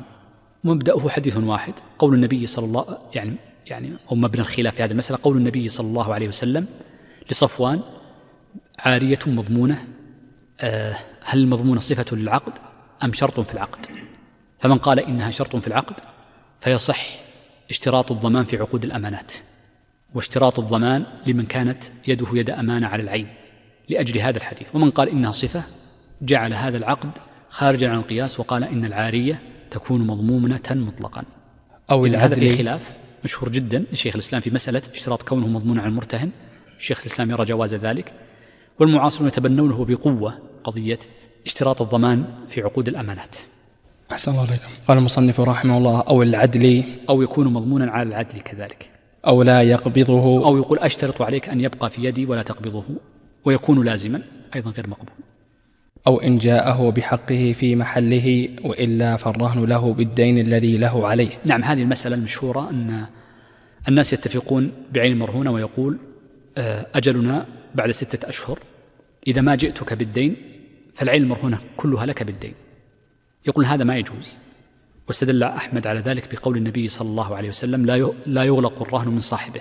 قال أحمد: لا يدفع للدائن العين المرهونة، ويقال إن جئتك بالحق أو أن جئتك بالدين وإلا فهو لك. هكذا فسر الإمام أحمد معنى قول النبي صلى الله عليه وسلم: لا يغلق الدين من صاحبه، فيقول إن هذا الشرط باطل ويكون ملكا لصاحبه ويباع عند استحقاق الدين، ولأن فيه جهالة، وقد يكون أيضا بعضهم يعلل بأنه يكون بيعا معلقا بالمستقبل، حينئذ ففي هذه الصورة يكون الشرط باطلا والعقد صحيحا. أو لا يستوفى الدين من ثمنه، أو يقول لا، إذا بعته لا يستوفى الدين من ثمنه، يبقى عندك أمانة، فنقول إن هذا الشرط باطل، بل استوفى الدين من ثمنه عند بيعه عند حلول الأجل. أو شرط الخيار للراهن. نعم، اشترط أن يكون للراهن خيار، وسبق أن هذا مما لا يدخل فيه الخيار. أما المرتهن فسبق أن الحق له، فيجوز له أن يرد الرهن في وقت ما شاء. أو لا يكون العقد لازما في حقه، أي لا يكون لازما في حق الراهن مع وجود القبض من جهة المرتهن. أيضا هذه مسألة يتبناها المعاصرون بكثرة، بس أنا أذكر قاعدتها وإن كان لها تعلق بالرهن وعدمه، وهي اشتراط لزوم العقود الجائزة. الأصل عندهم أن كل عقد جائز لو اشترط المتعاقدان لزومه وعدم جواز الرجوع فيه فإنه لا يصح، والعكس كذلك. العقود اللازمة لو اشترط جوازه مثل ما ذكر المصنف فإنه لا يصح. بنى عليها ابن رجب قاعدة لطيفة، لكنه أشار لخلاف في مذهب أحمد، وأنه يجوز الاتفاق على لزوم العقود الجائزة. أكبر ثمرة معاصرة في تبني هذا الرأي في عقود الشركات، إن شاء الله لعلنا مد الله في العمر عندما نتكلم عندما يقول العلماء أن الشركات عقد جائز، كيف أن عمل الآن الناس في كثير من تطبيقات عقود الشركات أنها عقود لازمة وليست عقودا جائزة، وعلى ماذا يخرج من كلام الفقهاء في محله. أو توقيت الرهن. نعم، قوله أو توقيت الرهن، معنى توقيت الرهن في ظاهر كلامهم ليس يعني أن يكون الرهن مؤقتا بمدة فحسب، فيكون هذا أحد الصورتين. توقيت الرهن أحيانا يطلق ويقصد به توقيت انتهائه، فيقال هذا الرهن مدة شهر، مع أن الدين قد لا يستوفى إلا بعد شهرين، فتوقيت الرهن لا يصح. فالأصل أن الرهن يكون لازما لحين التراضي على إلغاء اللزوم، أو لحين التراضي على أو حين بيع أو استيفاء الحق من العين المرهونة. أما أن يقول شهر ثم يرجع لي ولو لم يستوفى الدين فلا يصح. إذن هنا تأقيت باعتبار انتهاء مدته. أيضا لما ذكروا هنا في التوقيت طبعا قالوا التوقيت لابتداء الرهن، فعندهم أن الرهن لا يكون معلقا على وقت، بناء على أن مشهور المذهب، وإن كان بعض أهل العلم ينازع في هذه المسألة، هل يصح تعليق عقد الرهن على وقت، فيقول هو رهن بعد الشهر الأول عندي ليس مفكوكا من الرهن، بعد شهر هو مرهون. فظاهر المذهب والمشهور المعتمد عند المتأخرين أنه لا يصح. لما قلت معنيين للتوقيت، توقيت الابتداء وتوقيت انتهاء الرهن، لأنهم ذكروا هذا في موضع آخر حينما عبروا عن توقيت الرهن شرحوه بالمعنيين. نعم. أو يكون رهنا يوما ويوما لا، أيضا هذا متعلق في السابق، يعني يكون يوما رهن ويوما مفكوك، فهذا لا يصح. أو كون الرهن في يد الراهن فالشرط فاسد والرهن صحيح. نعم، كون الرهن في يد الراهن مع لزومه، نتكلم هنا مع لزومه. قال الشيخ فالشرط فاسد والرهن صحيح. كل هذه تعود إلى من قول المصنف أو ينافيه نحو أن لا يباع عند حلول الحق. كل هذه الصور الشرط فيها فاسد والرهن صحيح. السبب أن جميع هذه الشروط تنافي مقتضى العقد، ونعني بالمقتضى ثمرة العقد التي تتحقق بعد إنشائه، فكل من نفى شيئا من ثمرة العقد فإنه لا يكون لازما. سبق معنا في البيع أن من اشتراط مقتضى العقد لو أن شخصا باع لآخر سلعة واشترط عليه أن لا يبيع تلك السلعة أو أن لا يسكن في الدار أو لا ينتفع بها، فنقول شرطك غير صحيح والعقد صحيح. تطبيقاتها في الرهن ما ذكره المصنف هنا، تطبيقاتها في باب النكاح ما سيأتي إن شاء الله، لو اشترط أن لا نفقة أو لا قسم أو لا مبيت فإن هذه الشروط لا تكون لازمة. طبعا باسم باب الفائدة، ابن حمدان في الرعاية الكبرى ذكر ضابطا في الشروط التي تبطل وحدها ولا تبطل العقد، وابن حمدان يتساهل في صياغة الألفاظ. نعم، هو معتمد في كثير من كلامه، لكنهم قد يستغربون، هكذا عبر ابن مفلح، يستغربون بعض عباراته، معنى يستغربون أنه ينفرد بها. ومؤخرا خرجت الرعاية أو جزء كبير جدا من الرعاية الكبرى. نجم الدين بن حمدان يقول في الكبرى إن شرط ما لا يقتضيه الإطلاق بطل الشرط وصح العقد. تعبيره هكذا: شرط ما لا يقتضيه الإطلاق، فكل شرط لا يقتضيه الإطلاق يقول فهو باطل. الحقيقة هذه العبارة فيها إشكال، لأن بعض ما لا يقتضيه الإطلاق يبطل العقد بالكلية، مثل الجملة التي سيأتي بعد قليل في كلام المصنف.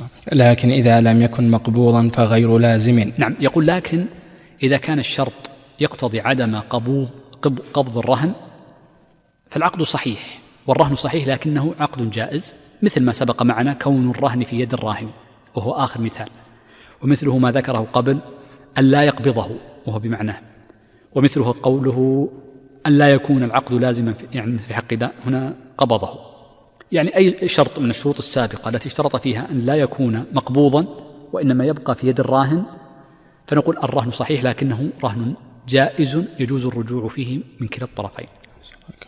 وإن كان مجهولا أو محرما ونحوه فباطل. هذا الذي ذكره في أول الكلام حينما قال المصنف إن شرط شرطا لا يقتضيه العقد، هنا وقفنا مع قول المصنف لا يقتضيه العقد، كالمحرم والمجهول، هنا قال باطل أي الرهن باطل، ثم هنا قال ونحوه، من أمثلة ونحوه كالمعدوم وما لا يقدر على تسليمه ونحوه مما لا يصح بيعه.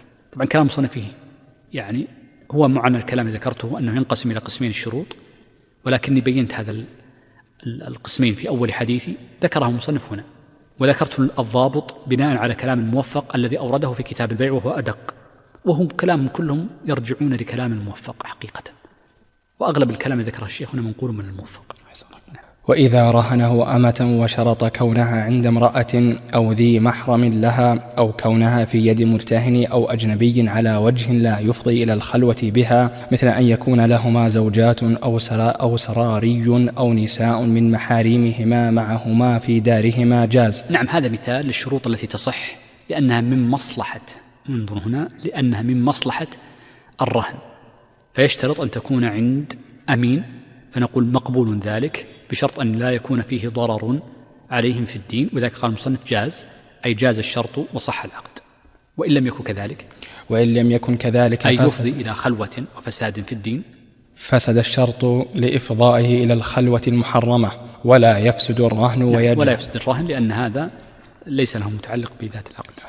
ويجعلها الحاكم على يد من يجوز أن تكون عنده، أي ويجعل الحاكم الأمة على يد من يجوز أن تكون عنده، إما من محارمها أو نسوة ثقات أو نحو ذلك. وإن كان مرتهن العبد امرأة لا زوج لها فشرطت كونه عندها على وجه يفضي إلى خلوته بها لم يجوز أيضا. نعم، لم يجوز أيضا، نفس الشيء نقول فيه مثل السابق، ويجعله الحاكم على يد من يجوز أن يكون عنده. وإذا قال الغريم رهنتك عبدي هذا على أن تزيدني في الأجل كان باطلا، وإذا فسد الرهن وقبضه المرتهن فلا ضمان عليه. هذه مسألتان، نبدأ بالأولى منهما وهي مسألة قد تحتاج إلى تفريع لكثرة الكلام فيها. قال المصنف وإذا قال الغريم وهو المدين، شخص أقرض شخصا مالا وكان أجله في محرم، فقال رهنتك عبدي، عبد أو رهنتك هذه السلعة وهذا المملوك لي على أن تزيدني في الأجل، بدلا من أن يكون أجلها في المحرم سيكون الوفاء في صفر أو في ربيع أو في غيره. قال المصنف كان باطلا. أشرح هذه الجملة واضح المثال، لكن سأقف عند قوله كان باطلا ثم سأرجع لما كان باطلا. قوله كان باطلا المضمر في قوله كان يحتمل احتمالين، لأن قلنا الشروط إما أن تبطل الرهن وإما أن تبطل الشرط وحده مع صحة الرهن، فأي الاحتمالين مراد؟ هذه العبارة موجودة في المغني وفي الشرح وفي غيره بدون إظهار، بل حتى في الرعاية كذلك وهي بعد الموفق، لأن ابن حمدان تلميذ المجد بن تيمية، كلها ينصون على البطلان ولا يصرحون ما الذي يبطل، أهو الشرط وحده أم أنه يبطل العقد، والشرط من باب أولى. ولذلك فإن هذه العبارة تحتمل احتمالين. الاحتمال الأول أن الذي يبطل هو الرهن، وهذا الذي جزم به منصور وقال الخلوة هو الأقرب.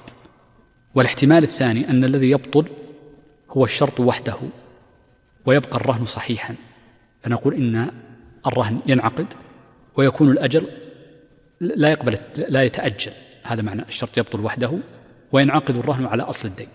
وهذا احتمال أورده الخلوة في حاشيته. قبل أن يستبيد لنا المعنى هنا أيهما أولى، لماذا قالوا إنه لا يصح؟ تذكرون في باب القرض أنهم قالوا أن القرض الحال لا يتأجل بالتأجيل، وكذا كل قرض حل أجله لا يتأجل بالتأجيل. ومرت معنا هذه المسألة، وأن ممن خالف في هذه المسألة الشيخ تقي الدين، هي رواية عن أحمد متقدمة ووافقه فيها الشيخ تقي الدين، لكن المذهب أنه لا يتأجل بالتأجيل. من أثر كونه لا يتأجل بالتأجيل أن هذا الذي أن هذا الذي رهن العين المرهونة لأجل التأجيل، فنقول لا يمكن أن يتحقق ما لأجله طلب أو وضع الرهن، لأنه لا يقبل التأجيل، هو لا يقبل التأجيل. إلى هنا واضح. طيب، لماذا قالوا إنه يبطل الرهن؟ وهذا هو الذي جزم به منصور الخلوتي. قالوا لأن الرهن في الحقيقة هو لأجل التأجيل لا لتوثيقة الدين، هو رهنك للتأجيل، لأن أصل الدين ثابت ببيع سابق أو بقرض سابق، وذاك عبر بالغريم، وإنما رهنك للتأجيل. فلما رهنه للتأجيل وقلنا إنه لا يتأجل، فنقول بطل الرهن الذي لأجله انعقد. هذه فقط يعني ملحظ المسألة لمن أراد أن يعرف لما جزموا بالرهن وأنه أقرب كما قال الخلوتي، وإن كانوا لم يصرحوا بهذا المعنى، ولكن هذا ظاهر من كلام العلماء فيما تقدم. المسألة الثانية في قول الشيخ: وإن فسد الرهن وقبضه المرتهن فلا ضمان عليه.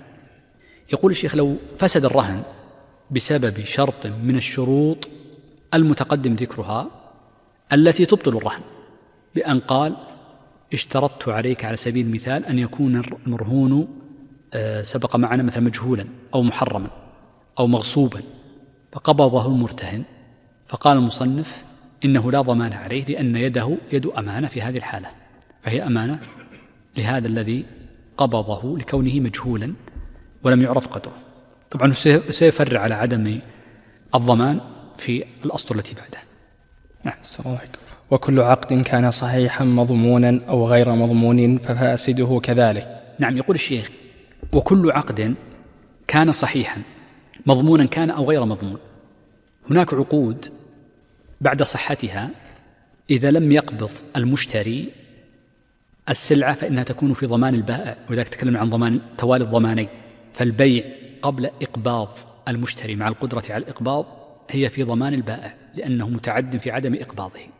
قال: أو غير مضمون كعقود الإيجارات ففاسده كذلك. هذه قاعدة كلية ليست متعلقة بالرهن، وإنما هي قاعدة في قضية اليد، حيث أننا حكمنا بأن العقد صحيح، فنقول إذا ثبت فساد البيع فيكون يده ضامنة على العين كذلك.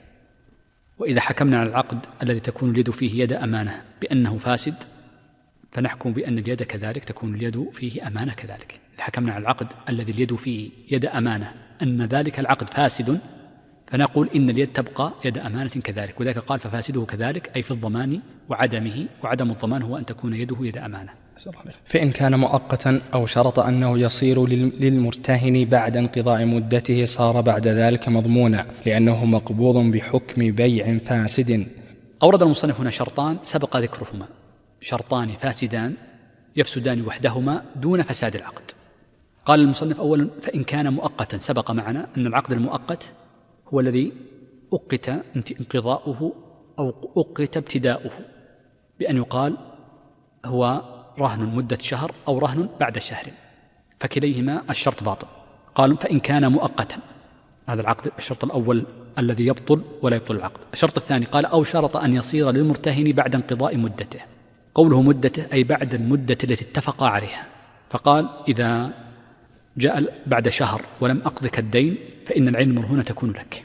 سبق معنا أن أحمد يقول: قول النبي صلى الله عليه وسلم لا يغلق الرهن من صاحبه، هذا معناها ليس لك أن تتملك العين عند حلول الأجل الذي اتفقتم عليه. يقول المصنف: صار بعد ذلك مضمونا، أي صار بعد انقضاء المدة في الرهن المؤقت وفي الرهن الذي شرط أن يصير المرتهن بعد انقضاء المدة، أي بعد انقضاء المدة في الصورتين السابقتين يكون مضمونا بعد انقضاء المدة. أما قبل انقضاء المدة فإنه يكون غير مضمون، وإنما يده يد أمانة. إذن قبل انقضاء المدة يكون أمانة عنده، وبعد انقضاء المدة يكون مضمونا. علل ذلك قال: لأنه مقبوض بحكم بيع فاسد. هنا قوله لأنه مقبوض بحكم بيع فاسد معنى هذه التعليل لأنه محل إشكال. قال: لأن القبض الأول صحيح، القبض الأول صحيح فيكون كالأمانة، ولكن لما انقضت المدة يكون متعديا في قبضه فيجب عليه أن يرده، ولذلك يكون مضمونا عليه بعد ذلك. هذا معنى كلامه. طبعا هذا التعريف فيه إشكال، ولذلك بعض المتأخرين من المحشين يقول فيه نظر هذا القول كله، وذلك أن أبو الفرج بن رجب نقل في القواعد أن المنصوص عن الإمام أحمد أن في هاتين الصورتين وفيما معناهما لا يضمنه، وإن سواء قبل انقضاء المدة أو بعد انقضائها فلا يضمنه بحال. ولعل هذا القول هو الأقرب لقواعد الإمام أحمد وانضباط هذه المسألة وعدم التفريق بين الصورتين، وكأن الخلوة أيضا يميل لذلك، فقد قال وفيه نظر. نعم. قال المصنف رحمه الله: وحكم الفاسد من العقود حكم الصحيح في الضمان. نعم، هذه مسألة سبق الإشارة إليها وكأنها متعلقة بالسابقة حينما قال وكل عقد كان صحيحا مضمونا أو غير مضمون ففاسده كذلك، تقرير له. فصل: وإذا اختلفا في قدر الدين الذي به الرهن نحو أن يقول الراهن رهنتك عبدي هذا ب1,000 فقال مرتهن بل ب2,000. نعم. هذا الفصل يعني فصل لطيف في قضية اختلاف الراهن والمرتهن، لعلنا نمر على المسائل قدر المستطاع من غير تعليق لكي يعني ما أطيل عليكم في هذا الباب. أورد المصنف قريبا من 20 مسألة فيها اختلاف الراهن والمرتهن. أول هذه المسائل التي قرأناها قبل قليل: إذا اختلف أي الراهن والمرتهن في قدر الدين. فقوله اختلف في قدر الدين، من الذي يقدم قوله؟ سيأتي أن المصنف يقول يقدم قول الراهن، وسبب تقديم قول الراهن لأن الراهن هو المنكر، فغالبا الذي يطلب الزيادة هو المرتهن لأنه هو الدائن، والراهن إنما يطلب الأقل، فإن ادعى أكثر فهو يقر على نفسه بالزيادة. وهذا معنى قوله اختلف في قدر الدين الذي به الرهن نحو أن يقول رهنتك عبدي هذا ب1,000 فقال مرتهن بل ب2,000. ومثله كل دين يكون على اثنين سواء متعلق به رهن أم لا.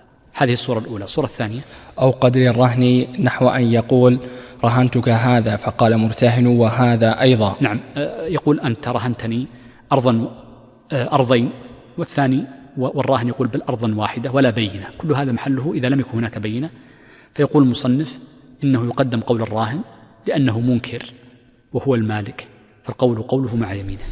الصورة الثالثة: أو رده. يقول الراهن إنك لم ترده، والمرتهن يقول بل رددته إليك وصار جائزا، فالقول قوله لأن الإقباض كان صحيح والراهن منكر.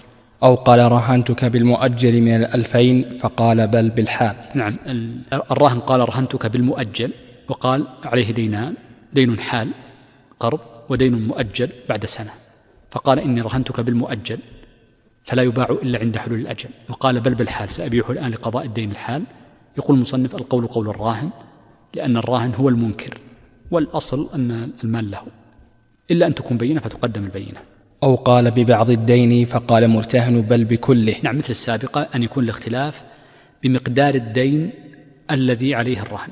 أو قال أقبضتك عصيرا في عقد شرط فيه رهنه فقال بل خمرا.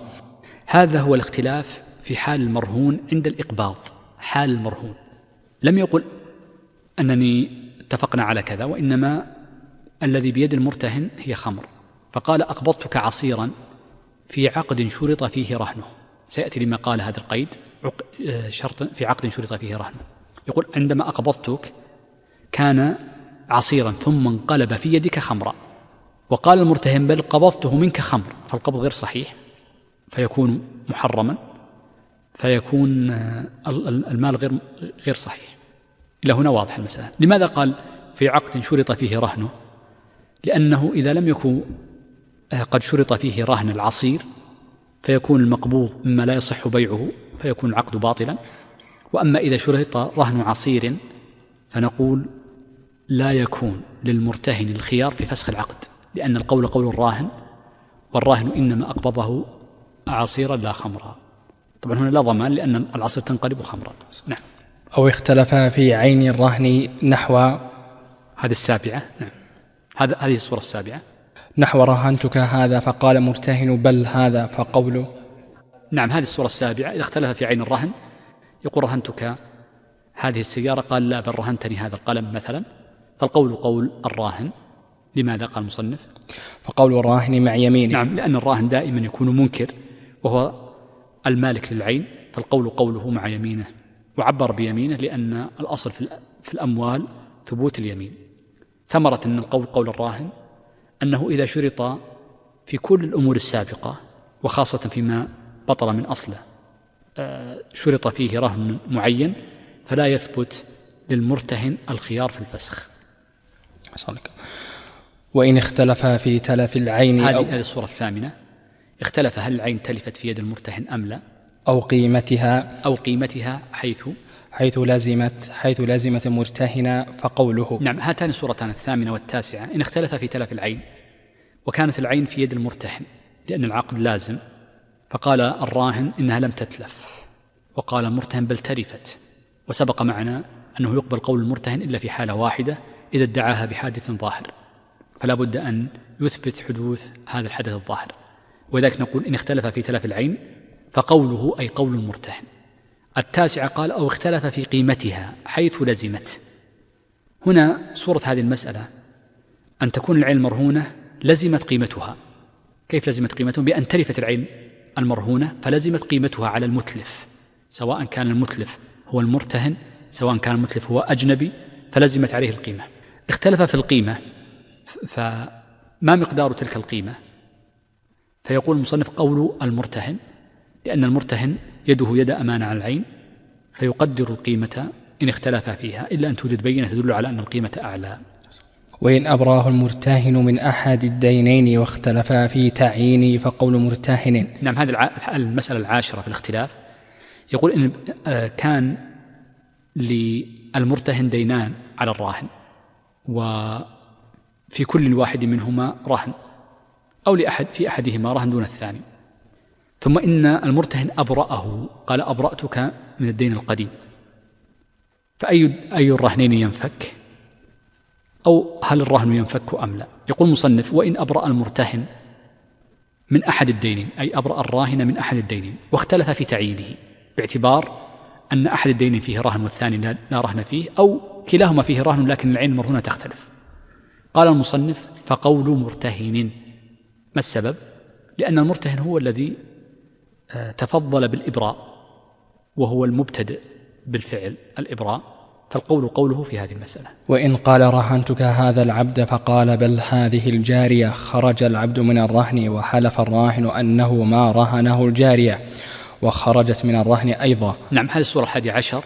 لو قال الراهن رهنتك هذا العبد وقال المرتهن الدائن بل هذه الجارية، يقول المصنف خرج العبد من الرهن، وسبب خروجه من الرهن أن المرتهن يقر بأنه ليس عينا مرهونة.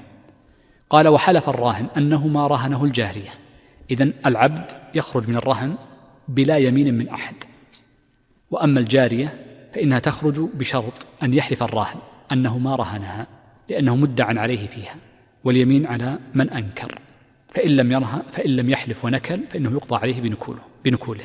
نعم. ولو ادعى المرتهن أنه قبضه منه قبل قوله إن كان بيده. نعم، هذه الصورة 12، وهو إذا اختلف فادعى المرتهن أنه قبض الرهن منه، أي من الراهن أو من وكيله أو من العدل ونحو ذلك. قال المصنف قبل قوله إن كان بيده، أي قبل قوله بأنه قد قبضه بشرط أن تكون بيده. طبعا ما فائدة المرتهن أن يقول قبضته؟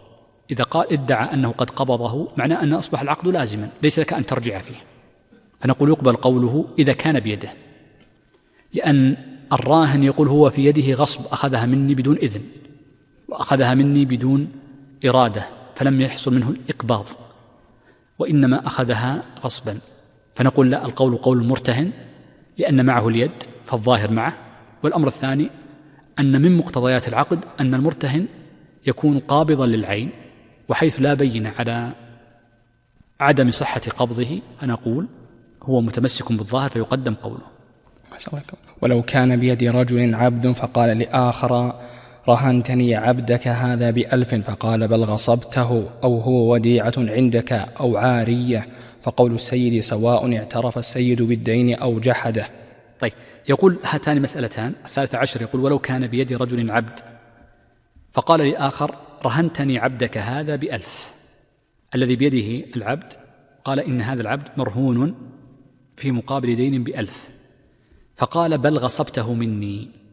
هذه المسألة نقلها في المغني والشرح ولم يحكي فيها خلافا مع أن المصنف عبر بقوله ولو، فيقول المصنف هنا القول قول السيد، سواء اعترف السيد بأنه هناك دين أو لا يوجد دين، القول قوله.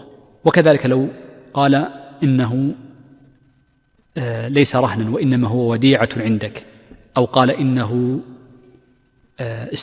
إنك قد استعرته مني، هنا قوله أو عارية أي استعرته مني. قال المصنف فقول السيد في هذه الأحوال الثلاث، إذا قال السيد بل هو مغصوب أو هو وديعة أو هو عارية، قال سواء اعترف السيد بالدين أو جحده.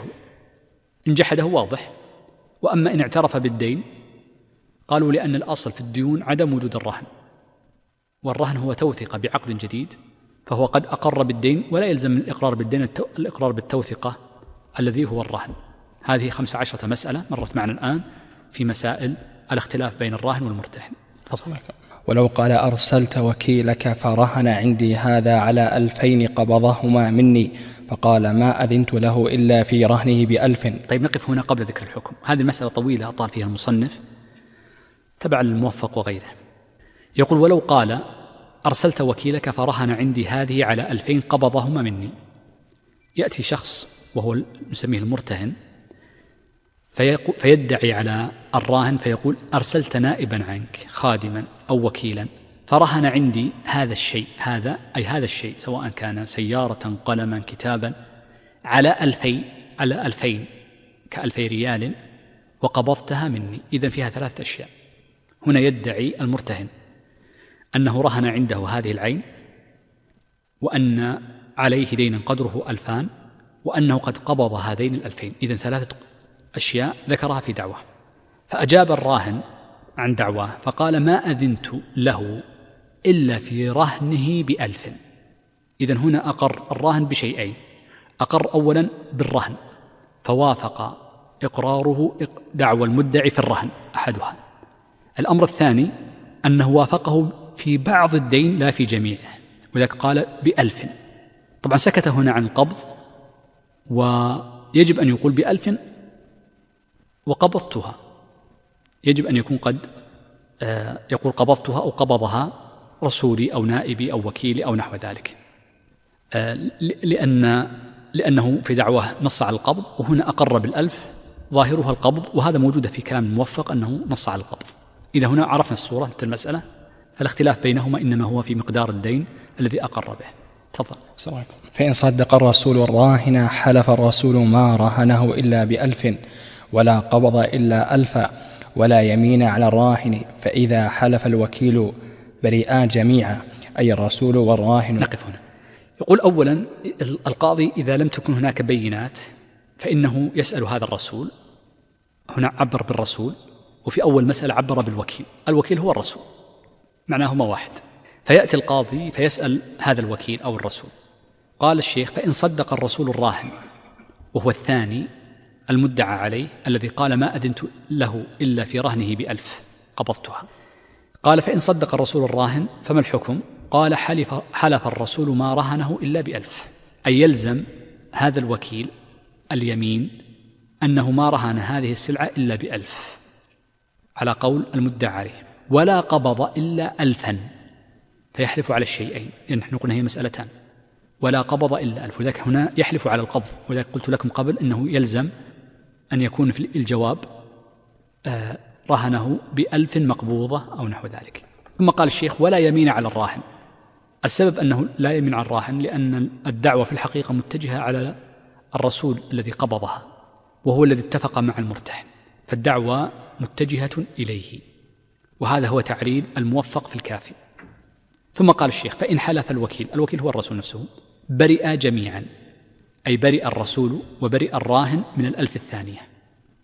ثم قال وإن نكل فعليه 1000 المختلف فيه ولا يرجع به على أحد. نعم، قال وإن نكل، أي وإن نكل الوكيل، فقال لن أحلف. يقول الشيخ فعليه 1000 المختلف فيه. ما هو 1000 المختلف فيه؟ هو يدعي 2000، المرتهن يدعي 2000، والراهن إنما صدقه ب1000 واحدة، والذي يحلف إنما هو الرسول للراهن، لأن هو الذي تلفظ، الرسول هو الذي تكلم، قال يعني أو الدعي عليه في الحقيقة أنه هو الذي قال في 2000. فإن نكل فالذي يدفع 1000 هو الرسول أو الوكيل، وهذا معنى قوله 1000 المختلف فيه. وأما الألف الثانية فهي في ذمة الراهن. ثم قال ولا يرجع به، أي ويرجع بهذه الألف المختلف فيها على أحد، لا يرجع على الراهن لأنه مقر بأن الراهن صادق فيما قاله بالألف، ولأنه يعتقد أن هذه الألف ظلمه بها المرتهن، فالأصل أنه يرجع بها على المرتهن، ولكنه نكل عن اليمين فقضي للمرتهن بها، وإنما يرجع على الظالم. طبعا تعرفون بأسباب الفائدة وستأتينا أن المذهب مشهور المذهب أنه يقضى بالنكول ولا ترد اليمين للمدعي، فقط من باب التنبيه، سيأتي في محله إن شاء الله إذا وصلنا، فنحن في آخر الكتاب إن شاء الله، باب الأيمان، باب الإقرار والقضاء بإذن الله إن شاء الله. جزاكم الله خير. أحسن الله إليكم. وإن صدق المرتهن فقول الراهن مع يمينه، فإن نكل قضي عليه بالألف ويدفع إلى المرتهن. نعم، يقول وإن صدق المرتهن، أي وإن صدق الوكيل، وإن شئت سميه الرسول، المرتهن بأنه قال نعم قلت ارهنه على 2000 وقبضتهما منه. قال الشيخ فقول الراهن مع يمينه، فهنا الدعوة إنما تكون متجهة في الحقيقة على الراهن، فهو الذي يحلف أنه ما قبض إلا 1000 وما رهن العين إلا في 1000، فيحلف على ذلك فيقول ما رهنته إلا ب1000 ولا قبضت إلا 1000. ثم قال فإن نكل، أي الراهن عن هذه اليمين، قضي عليه بال1000، أي بال1000 المختلف فيها وهي الزائدة عن إقراره والتي ادعاها المرتهن. قال ويدفع إلى المرتهن، أي تدفع للمرتهن والعدل لا يأخذ شيئا. نعم. أحسن الله عليكم. وإن حلف برئ وعلى الرسول 1000 ويبقى الرهن ب1000 وإن عدم. قال وأما إن حلف الراهن كما تقدم بأن يقول ما رهنته إلا ب1000 وما قبضت إلا 1000، برئ، أي برئ الراهن الحالف من الرهن من 1000 وعلى الرسول 1000 ويبقى الرهن ب1000. واضحة جدا أظن لوضوحها، لا تحتاج إلى توضيح. نعم. وإن عدم الوكيل أو تعذر إحلافه فعلى الراهن اليمين. نعم، قوله فإن عدم الوكيل، تصح عدم الوكيل أو عدم الوكيل، لكن عدم قد تكون أجود، لأنه عدم يعني كأنه لا يوجد وكيل في الموضوع. لكن إن قال إن عدم الوكيل يعني عدم القاضي الوكيل، لم يجده بأن كان غائبا أو نحو ذلك. قال أو تعذر إحلافه بأن يكون من ذوي الجاه الذين لا يحلفون. قال الشيخ فعلى الراهن اليمين، أي تصبح اليمين متجهة على الراهن في الصورة الأولى التي قلنا فيها يحلف الرسول أو الوكيل. والحلف صيغته أنه ما أذن في رهنه إلا ب1000 ولا قبض أكثر منه. نعم، ولا قبض أكثر منه، هذا هو الذي يحلفه الراهن في جميع المسائل السابقة. وبقي الرهن ب1000. نعم، وما زاد عنها وهي 1000 المختلف فيها لا تثبت لأنه أنكرها وحلف على إنكارها. هذه 16 مسألة في الاختلاف. نعم، التي بعدها ولو قال رهنتك عبدي الذي بيدك ب1000 قال بعتنيه بها. نعم، هذه المسألة 17 في المسائل التي اختلف فيها الراهن والمرتهن. يقول الشيخ لو قال رهنتك عبدي الذي بيدك ب1000، فقال المرتهن وهو الذي بيده العبد أو العين المرهونة بل بعتنيه بها، أي بال1000. نعم، كمل عشان نأخذ الحكم. أو قال بعتك به فقال بل رهنتنيه به. نعم، هذه الصورة 18 بأن قال بعتك هذه العين المرهونة به، أي بال1000 التي هي عين الدين الذي عندك مثلا، فقال بل رهنتني هذا العبد أو هذه العين بالدين الذي في ذمتي وبقي الدين الذي في ذمتي لك. ثم قال ولا بينة لا في الصورة السابقة المسألة السابقة ولا التي بعدها.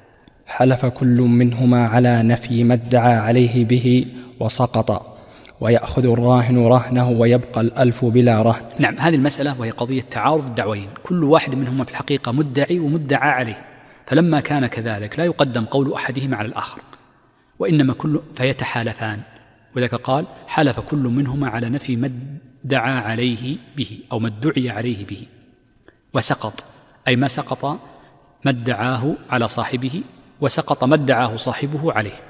ثم قال ويأخذ الراهن رهنه لأنه ثبت ملكه عليه، ويبقى 1000 بلا رهن لثبوت الدين بإقرار الجميع وثبوته، ولكن لعدم وجود الرهن المختلف فيه والذي سقطت الدعوى به بالتحالف. هذه 18 مسألة متعلقة بالاختلاف. هناك بعض التفريعات التي سيردها المصنف إلى نهاية الفصل، أقرأها. تفضل. وكل أمين يقبل قوله في الرد فطلب منه فليس له تأخير حتى يشهد عليه ولو قلنا يحلف. طيب نقف هنا. هذه قاعدة كلية ليست متعلقة بالرهن، بل هي متعلقة بكل عقد أمانة.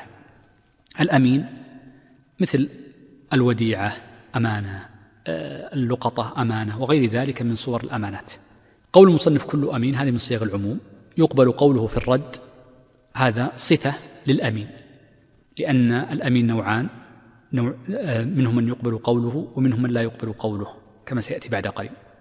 فطلب منه أي طلب منه رد العين، فليس له تأخير ما بيده من أمانة حتى يشهد عليه، لا يلزمه أن يؤخر لأجل، هنا حتى بمعنى لأجل أن يأتي بالشهود فيشهد على إقباضه الأمانة لصاحبها الذي طلبها. قال المصنف ولو قلنا يحلف، هنا قوله ولو قلنا يحلف إشارة لخلاف المسألة. هذا الخلاف ذكره صاحب تصحيح الفروع، فقال الوجه الثاني له التأخير حتى يشهد. قال صاحب التصحيح وهو المرداوي وهو قوي، وخصوصا في هذه الأزمنة، ومحلها إذا قبلنا قوله بيمينه. وهذا القول الذي قال إنه قوي هو في الفروع احتمال، وذكره فيه احتمال، أو ذكره وجه قال وفيه احتمال. يعني هنا طبعا بس نخرج عن الدرس قليلا. كثيرا ما يلحظ عند صاحب الإنصاف، لأن صاحب الإنصاف ولي القضاء نيابة. هما القضاء في دمشق كان نوعان، فيه من يرأس القضاة ويكون تحته النواب، وفيه النواب. القاضي علاء الدين لم يلي رئاسة قضاة دمشق، ويسمونه قديما قاضي القضاة، ويأتي تنصيبه في وقت المرداوي من مصر، وإنما وليه قرينه الذي مات قبله بسنة وهو صاحب المبدع. فصاحب المبدع توفي سنة 884، والمرداوي توفي 85 بعده بسنة، وكان بينهما شيء في مسألة القضاء ذكر في كتب التراجم. المرداوي حقيقة ولي القضاء، ومن عمل في هذه يعني يؤثر عمله في اجتهاده. ولذلك عندما نقارن بين صاحب المنتهى وصاحب الإقناع في الأحكام القضائية التي تتعلق بالقضاء، نجد أن صاحب المنتهى أجود، لأن ابن النجار كان يسمونه قاضي القضاة، لنقول هو رئيس قضاة الحنابلة، أجود هذا التعبير، في مصر، فكان أضبط، بدليل ما ذكره في أول كتاب المنتهى حينما قال، أو معنى عبارته قال: وأعتمد على ما في المقنع والتنقيح وزيادات إلا ما كان العمل على خلافه. ثم قال في شرحه لمقدمة المنتهى: والذي عليه العمل هو الذي يحكم الحكام بخلافه. فأبواب القضاء في الأخير أجود، ولعل هذا هو الذي جعل مشايخنا عليهم رحمة الله وصدر بها مرسوم الملك عبد العزيز أن المعتمد في القضاء هو المنتهى وشرحه، ثم الإقناع وشرحه، أن أبواب القضاء حقيقة أحكم عند صاحب المنتهى لأجل المعنى الذي ذكرت لك قبل قليل. فصاحب الإنصاف محل، يعني هذا الاستطراد محله أن صاحب الإنصاف دائما يعلل كثيرا بفساد الزمان والاحتياط في فساد الزمان، هذه كثيرة عند هذه، مر معنا بعض المسائل وربما يأتي غيرها. نعم. أحسن الله إليكم.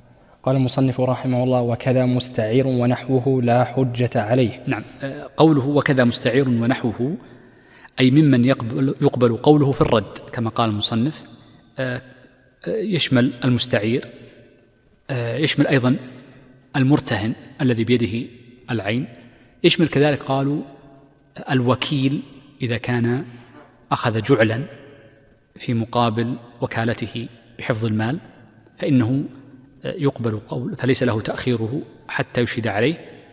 قوله لا حجة عليه أي لا بينة عليه في ذلك. نعم. وإن كان عليه حجة فله تأخيره. وإن كان عليه حجة أي عليه حجة تثبت البينة على أن له يدا عليه، وأنه قد يعني أخذه ببينة عليه في قبضه، فيأتي ببينة لتسليمه. كدين بحجة فله تأخيره. نبدأ. أحسن الله. فله تأخيره أي له تأخير رد الأمانة حتى يشهد عليها، وقد يأتي الشهود يتأخر يوم وقد يكون أقل أو أكثر. نعم. كدين بحجة أي أن عليه دينا بحجة، أشهد عليه اثنين أنه استدان منه، فيقول لا، لن أرد لك حتى يأتي اثنان يشهدان أنني قد رددت لك دينك مثلا، أو بورقة.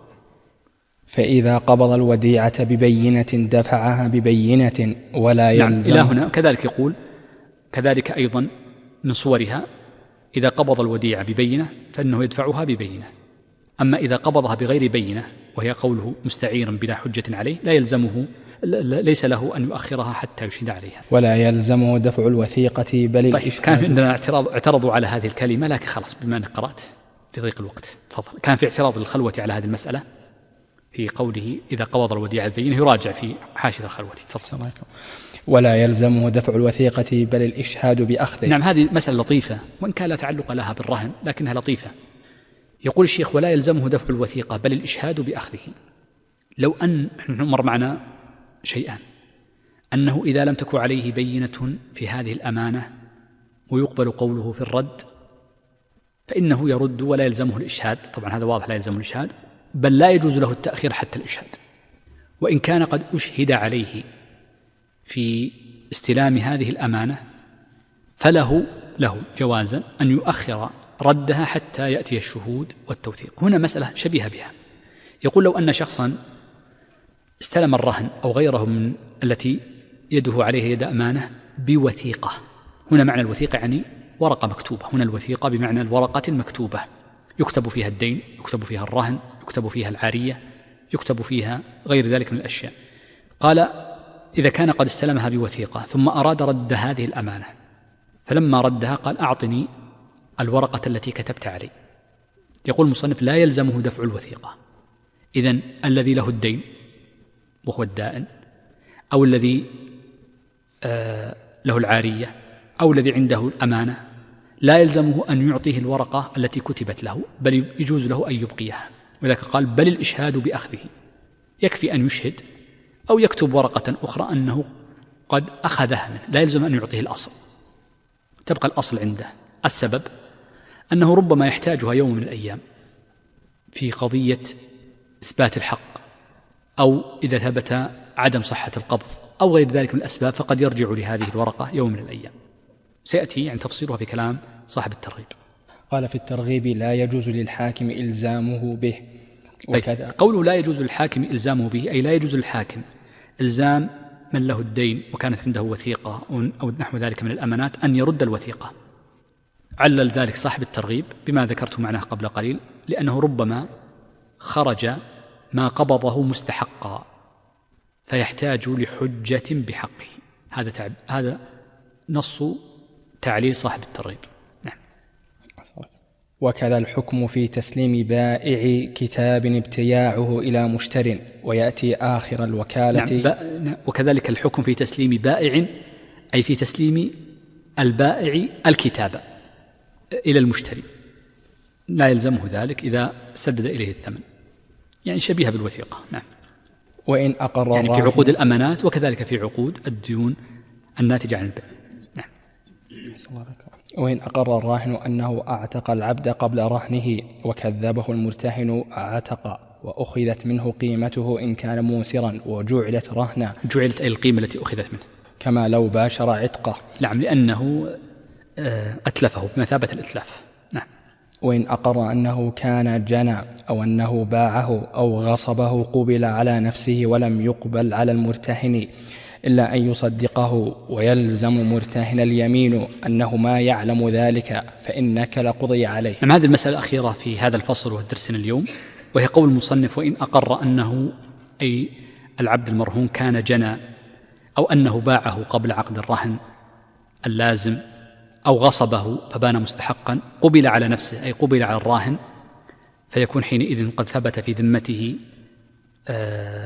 قيمة المال المستحق وصحة البيع ويعني ما يتعلق بالجناية أرشها.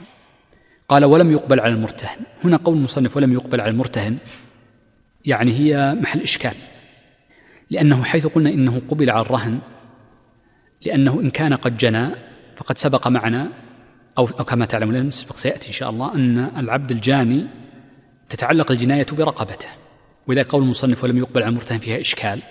هذا الذي جعل بعض المحشين يقولون لعل مراد المصنف أنه لا يلزمه التسليم لا لمن جنى عليه أو لمن اشتراه أو لمن ادعي غصبه عليه، وعلى ذلك فإنه يبقى تحت يده لحين وفاء الدين إلا أن تأتي هناك بينة. وذلك قال إلا أن يصدقه المرتهن فإنه بمثابة الإقرار على أن ما في يده مال مستحق لغيره. ثم قال ويلزم المرتهن اليمين أنه ما يعلم ذلك، أي أنه مباع أو مغصوب أو قد جنى على غيره، فإن نكل فإنه يقضى عليه بنكوله في هذه المسألة. نكون بحمد الله عز وجل أنهينا هذا الفصل الذي حددناه اليوم. بقي عندنا الدرس الأخير في ختامه كتاب الرهن، إن شاء الله نكمله فيما بعد. الأسبوع القادم سيكون إجازة للجميع، وقد رغب الإخوان نتوقف الأسبوع القادم والذي بعده، لعلنا إن شاء الله بعد أسبوعين نرجع لأجل هذه الإجازة التي قد يسافر كثير من الإخوان لمكة أو لغيرها. أسأل الله العظيم رب العرش الكريم أن يرزقنا العلم النافع والعمل الصالح، وأن يتولانا بهداه، وأن يغفر لنا ولوالدينا والمسلمين والمسلمات. وصلى الله وسلم وبارك على نبينا محمد وعلى آله وصحبه أجمعين. السلام عليكم ورحمة الله.